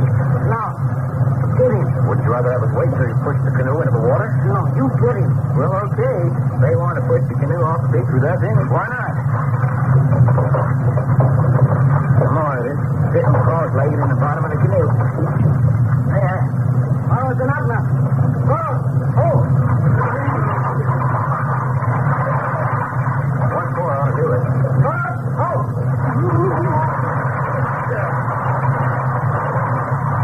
Yeah, there we are.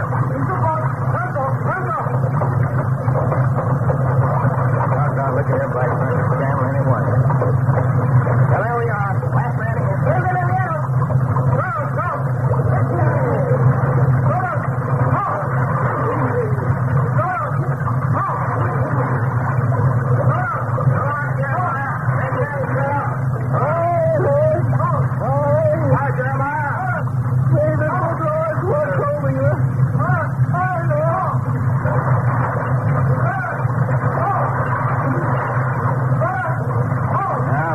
to civilization and home.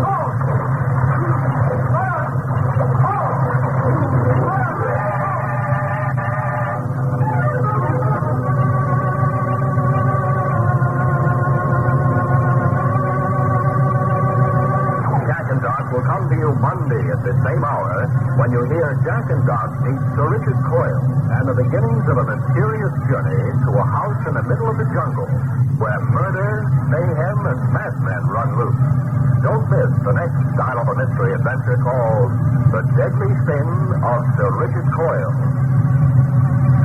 I Love a Mystery, written and produced by Carlton E. Morse, comes to you Monday through Friday, featuring Russell Thorson as Jack Packard and Jim Boles as Doc Long, with Robert Dryden as the Hermit, Sarah Fussell as Uganda, Inga Adams as the woman, and directed by Mel Daly.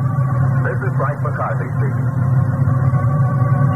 This is the Mutual Broadcasting